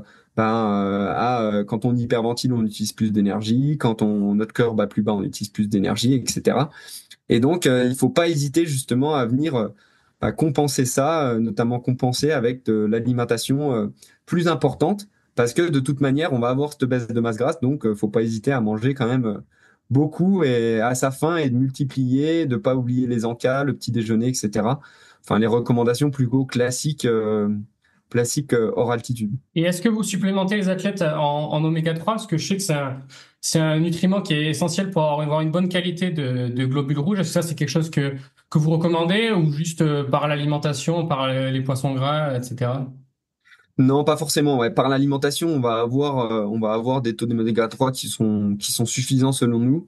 Donc, on va pas forcément avoir une supplémentation en oméga 3 là-dessus. Il y a juste un point un petit peu essentiel qu'on fait attention sur les antioxydants. C'est encore débattu dans la littérature scientifique, mais on essaye de limiter la prise d'antioxydants sur les premiers jours. Donc on essaye de limiter par exemple le chocolat, les choses comme ça, riches en antioxydants, notamment sur les premiers jours, parce que ce qu'on va dire, c'est on va venir aider l'organisme de par l'alimentation à lutter contre l'hypoxie. Et du coup, on va limiter un petit peu les effets de l'hypoxie avec cette prise d'antioxydants. Et donc, finalement, on va limiter les antioxydants sur la première phase de stage. Et après, par contre, on va pouvoir les réintégrer à partir du J+10.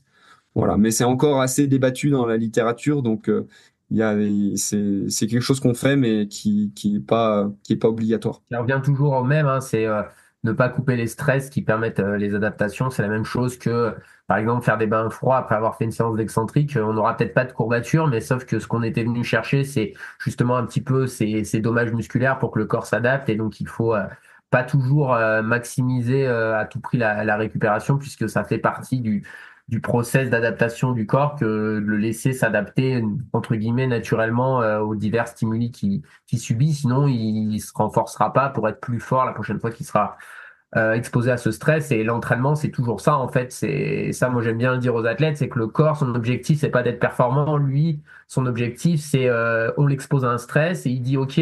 J'aime pas trop cette situation où je suis stressé. La prochaine fois que tu m'exposeras à ce stress-là, ben, je me serai préparé, je serai moins stressé et donc in fine plus performant. Mais il faut jamais oublier comment fonctionne le process parce que voilà, je dis souvent ça aux athlètes. Votre corps, à un moment donné, lui, la performance, il s'en fout. C'est pour ça aussi que des fois, il lâche un peu parce que son but numéro un, c'est quand même la survie avant d'être la performance, quoi. Il y a un petit truc aussi, j'ai repris là le petit doc justement sur la nutrition qu'on a fait avec le nutritionniste pour la Fédé. On a une petite baisse aussi de l'appétit en altitude.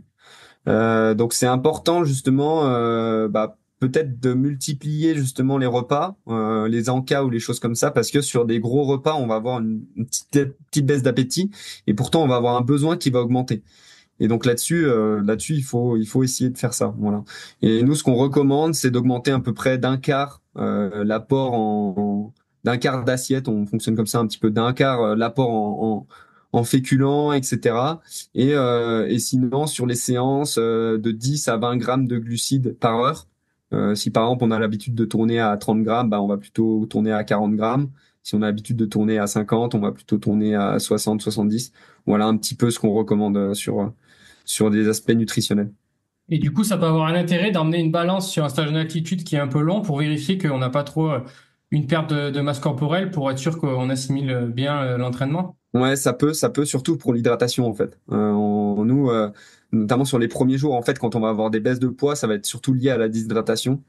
Et donc là-dessus, on peut arriver à monitorer l'hydratation avec le poids de manière assez facile sur les premiers jours. Et donc ça peut être intéressant effectivement d'amener une balance. Et si on a une perte de 500 grammes, et souvent c'est se peser tout le temps au même moment le matin.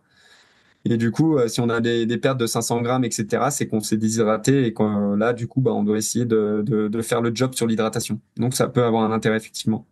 Trop cool. Bon, le podcast a commencé à être un petit peu long, mais je pense que c'est quand même super intéressant pour les gens qui nous écoutent. On a abordé pas mal de sujets. Maintenant, j'aimerais avoir ton retour d'expérience sur ton suivi que tu as fait en 2024 avec le team Sidas Matrix. Donc, tu as bossé déjà dans le trail et je crois que t'as été un peu le référent scientifique lors de la prépa en altitude pour les courses de la semaine UTMB. Est-ce que tu peux nous dire ce que vous avez fait, ce que vous avez mesuré, comment vous avez organisé le stage et surtout les enseignements que tu en as tirés parce que je sais pas comment vous l'avez vécu dans l'encadrement, mais de l'extérieur, on a quand même eu un petit peu l'impression que les résultats des athlètes sur la semaine UTMB, ils étaient peut-être un petit peu en deçà des attentes.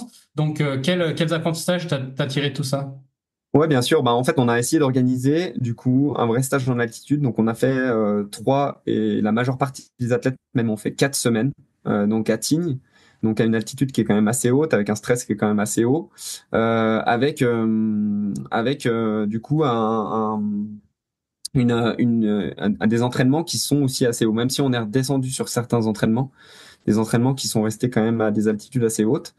Ce qu'on a mis en place, c'est tout le monitoring justement avec la SAT, avec la FC Nocturne, avec le HRV, le questionnaire sur le sommeil, etc. pour bien monitorer.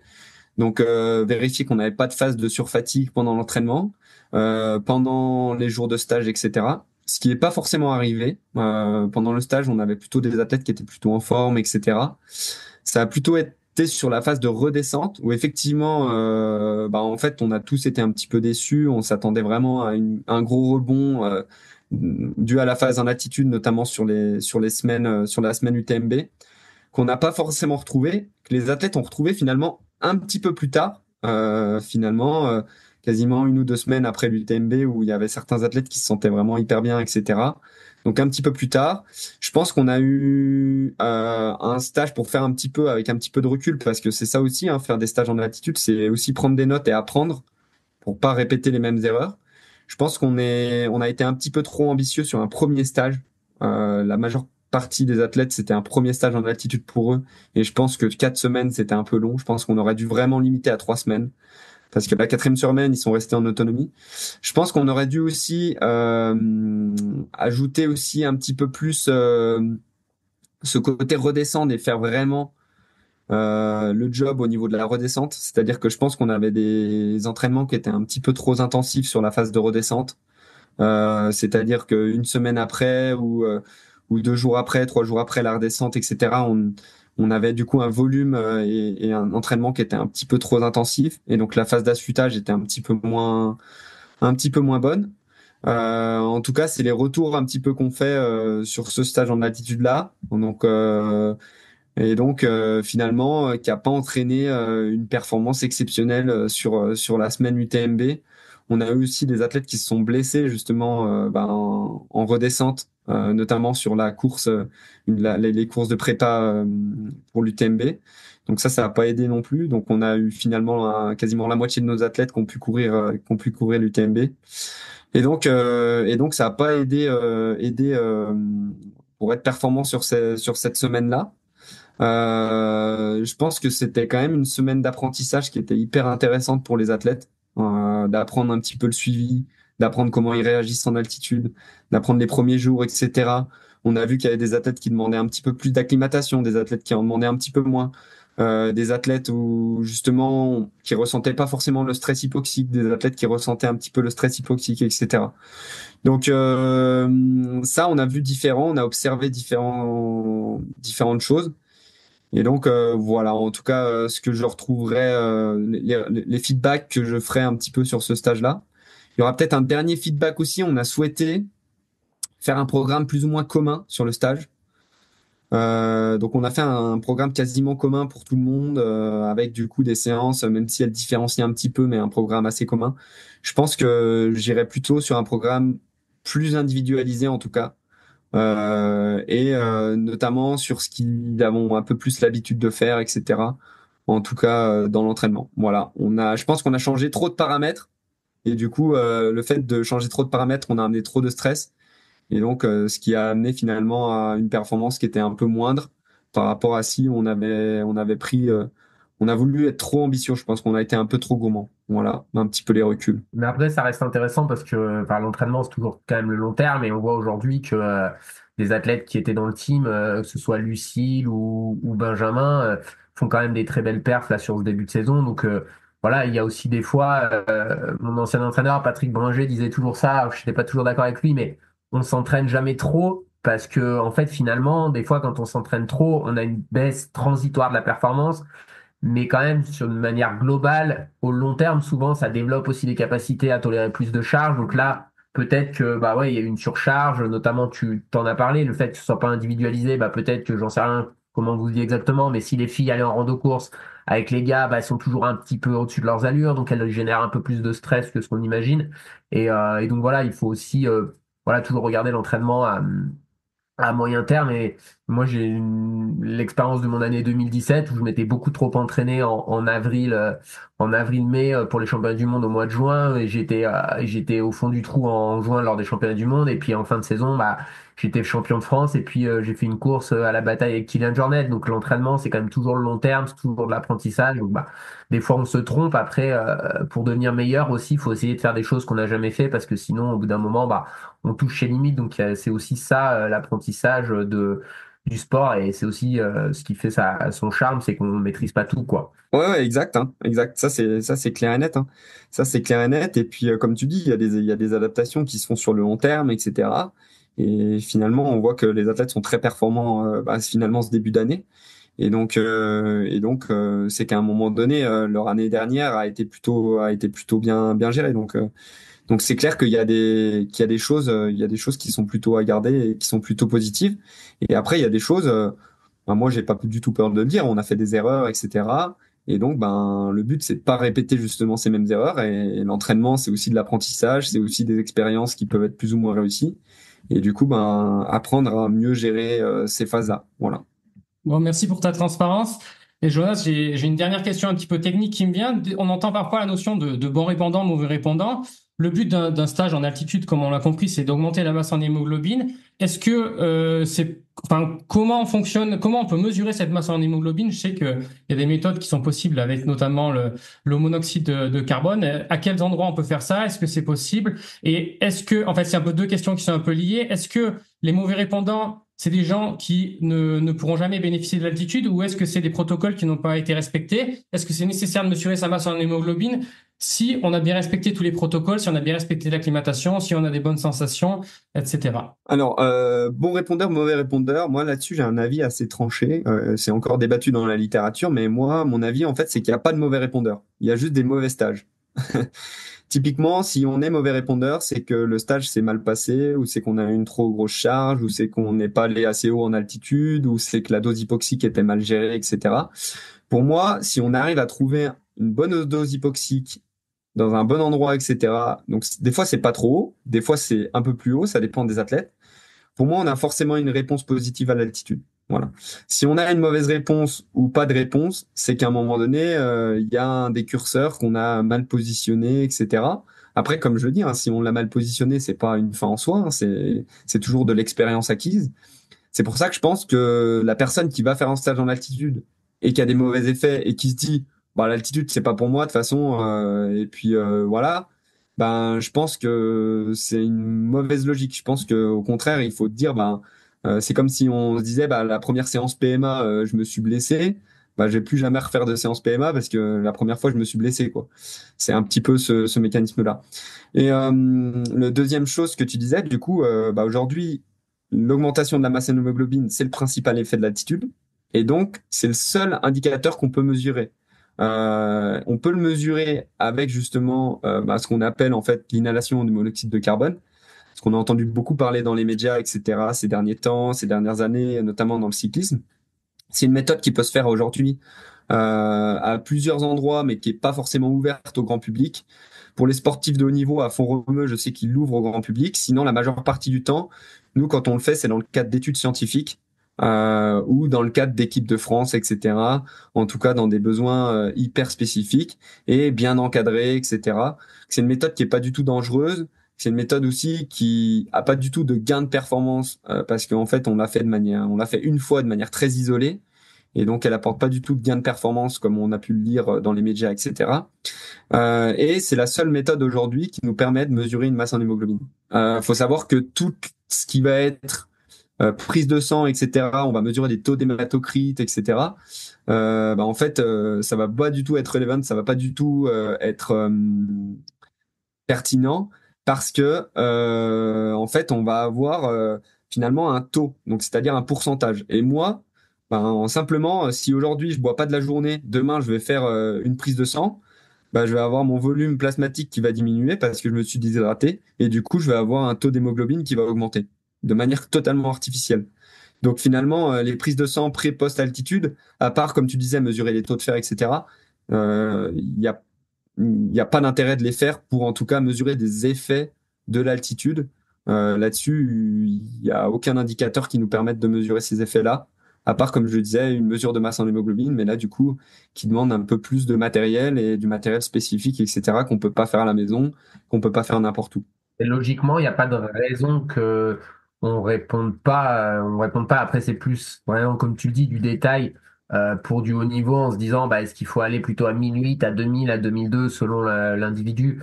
Après, comme on l'a déjà dit pas mal dans ce podcast, bon, quand on en est là, c'est qu'on a déjà fait tellement de choses à côté que Exactement. il n'y a pas beaucoup de nos auditeurs qui auront atteint le 100% des autres choses qu'on peut faire avant de se dire, ah là là, j'ai raté ma compétition parce que j'ai pas pu mesurer ma masse en hémoglobine avec une inhalation de monoxyde de carbone.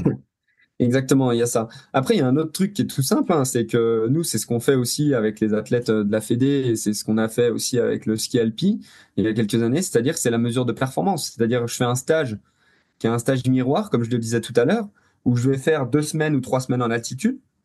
Je vais vers chez moi, j'ai une montée sèche, je sais pas, de l'ordre de 10 minutes ou de l'ordre de 15 minutes ou 20 minutes, peu importe. Et en fait, je vais la faire pré-stage et après, je vais la faire post-stage à J+2, à J+10, à J+15, à J+20. Et en fait, je vais voir si j'ai une optimisation de la performance sur cette montée-là et à combien de jours après l'altitude. Et comme ça, je vais pouvoir en fait finalement en apprendre un peu plus sur moi-même en faisant un test sur moi-même. Donc ça, là-dessus, c'est le test de performance, même s'il est multifactoriel, peut rester hyper intéressant. On n'a pas besoin de faire un test VO2 ou de faire un test autre. Peut rester hyper intéressant justement pour voir à quelle fenêtre je suis plus performant en sortie d'altitude ou est-ce que je peux le faire aussi en altitude. Typiquement, je vais en stage 2 semaines en altitude, je le fais à J2, à J10, à J20 et je vois si ma performance elle augmente entre J2 et J10, entre J10 et J20. Si entre J2 et J10 elle augmente, ça veut dire que du coup je vais avoir un temps d'acclimatation qui va être de 10 jours. Si elle augmente pas entre J10 et J20, ça veut dire que globalement, ok, très bien, 10 jours ça suffit, enfin pour optimiser la perf en altitude. Enfin voilà, le test sur soi-même reste un test hyper intéressant. Ouais, je suis 100% d'accord et c'est sûrement même cette manière de faire, c'est pour moi ce qu'il y a de plus précis aussi pour monitorer les charges d'entraînement parce que quand il y a une baisse quand même non transitoire de la performance, pour moi c'est vraiment un des premiers marqueurs un peu du surentraînement quoi. Si tu fais un stage, que tu as l'habitude de faire une bosse et même je pense sans faire forcément des montées max parce que ça c'est pas toujours facile à faire dans l'entraînement, mais celui qui a l'habitude de faire un footing régulièrement, surtout chez des gens qui ont de l'habitude, on a quand même des paces qui sont assez réguliers chez des athlètes très entraînés. Tu leur fais faire le même tour dans le même niveau de fatigue et le même niveau de forme. Ils font des tours même d'1 heure et quart dans un range très faible. Et globalement, si tu vois qu'après un stage, j'en sais rien, tu mets 3-4 minutes de moins qu'habituellement pour faire ton parcours un peu référence, souvent c'est quand même un indicateur aussi que la forme est meilleure. Et juste alors, je le fais plutôt sur des terrains qui se ressemblent, mais pour moi, l'utilisation, par exemple, de la vitesse ajustée à la pente, chez moi en tout cas, je sais que c'est un super indicateur de forme, quoi. C'est-à-dire que je fais un footing, je reprends l'entraînement, je suis pas entraîné, je vais courir 4,50 de VAP au début. Quand je commence à être en super can, pour les mêmes ressentis, je peux descendre vers 4,20 sur les mêmes terrains. Alors attention, il faut bien scoter le même tour sur le même terrain parce que sinon la vitesse va pas être fiable. Mais ce genre de choses, c'est vraiment des fois une manière relativement simple de monitorer sa charge et de savoir si on progresse ou pas et si globalement la tendance elle est plutôt à la baisse, enfin pas de manière positive, qu'on dégrade la performance, souvent c'est quand même que la charge d'entraînement elle est pas digérée et donc de savoir ajuster son entraînement en fonction de ça quoi. Ouais, c'est clair. Bon Jonas, on va pas te garder encore plus longtemps. C'était vraiment très intéressant de discuter avec toi. Je pense que c'est passionnant pour les auditeurs. En tout cas, ceux qui sont encore là, je pense qu'ils auront vraiment apprécié les échanges. Où est-ce que les gens peuvent te suivre? Est-ce qu'ils peuvent te soutenir d'une manière ou d'une autre? Est-ce qu'ils peuvent suivre ton travail ou te contacter? Les gens peuvent me contacter donc par mail. Je pense qu'on pourra mettre le mail en lien. Et puis sinon, sur Instagram ou sur LinkedIn, je réponds assez facilement. Je communique pas beaucoup sur les réseaux. Mais voilà, vous pouvez me contacter en tout cas. Il avait même pas de promo à faire, il est quand même venu échanger gratuitement avec nous, c'est magnifique.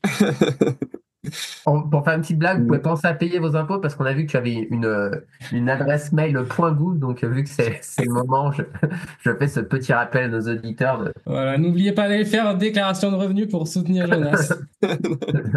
Merci à toi Jonas.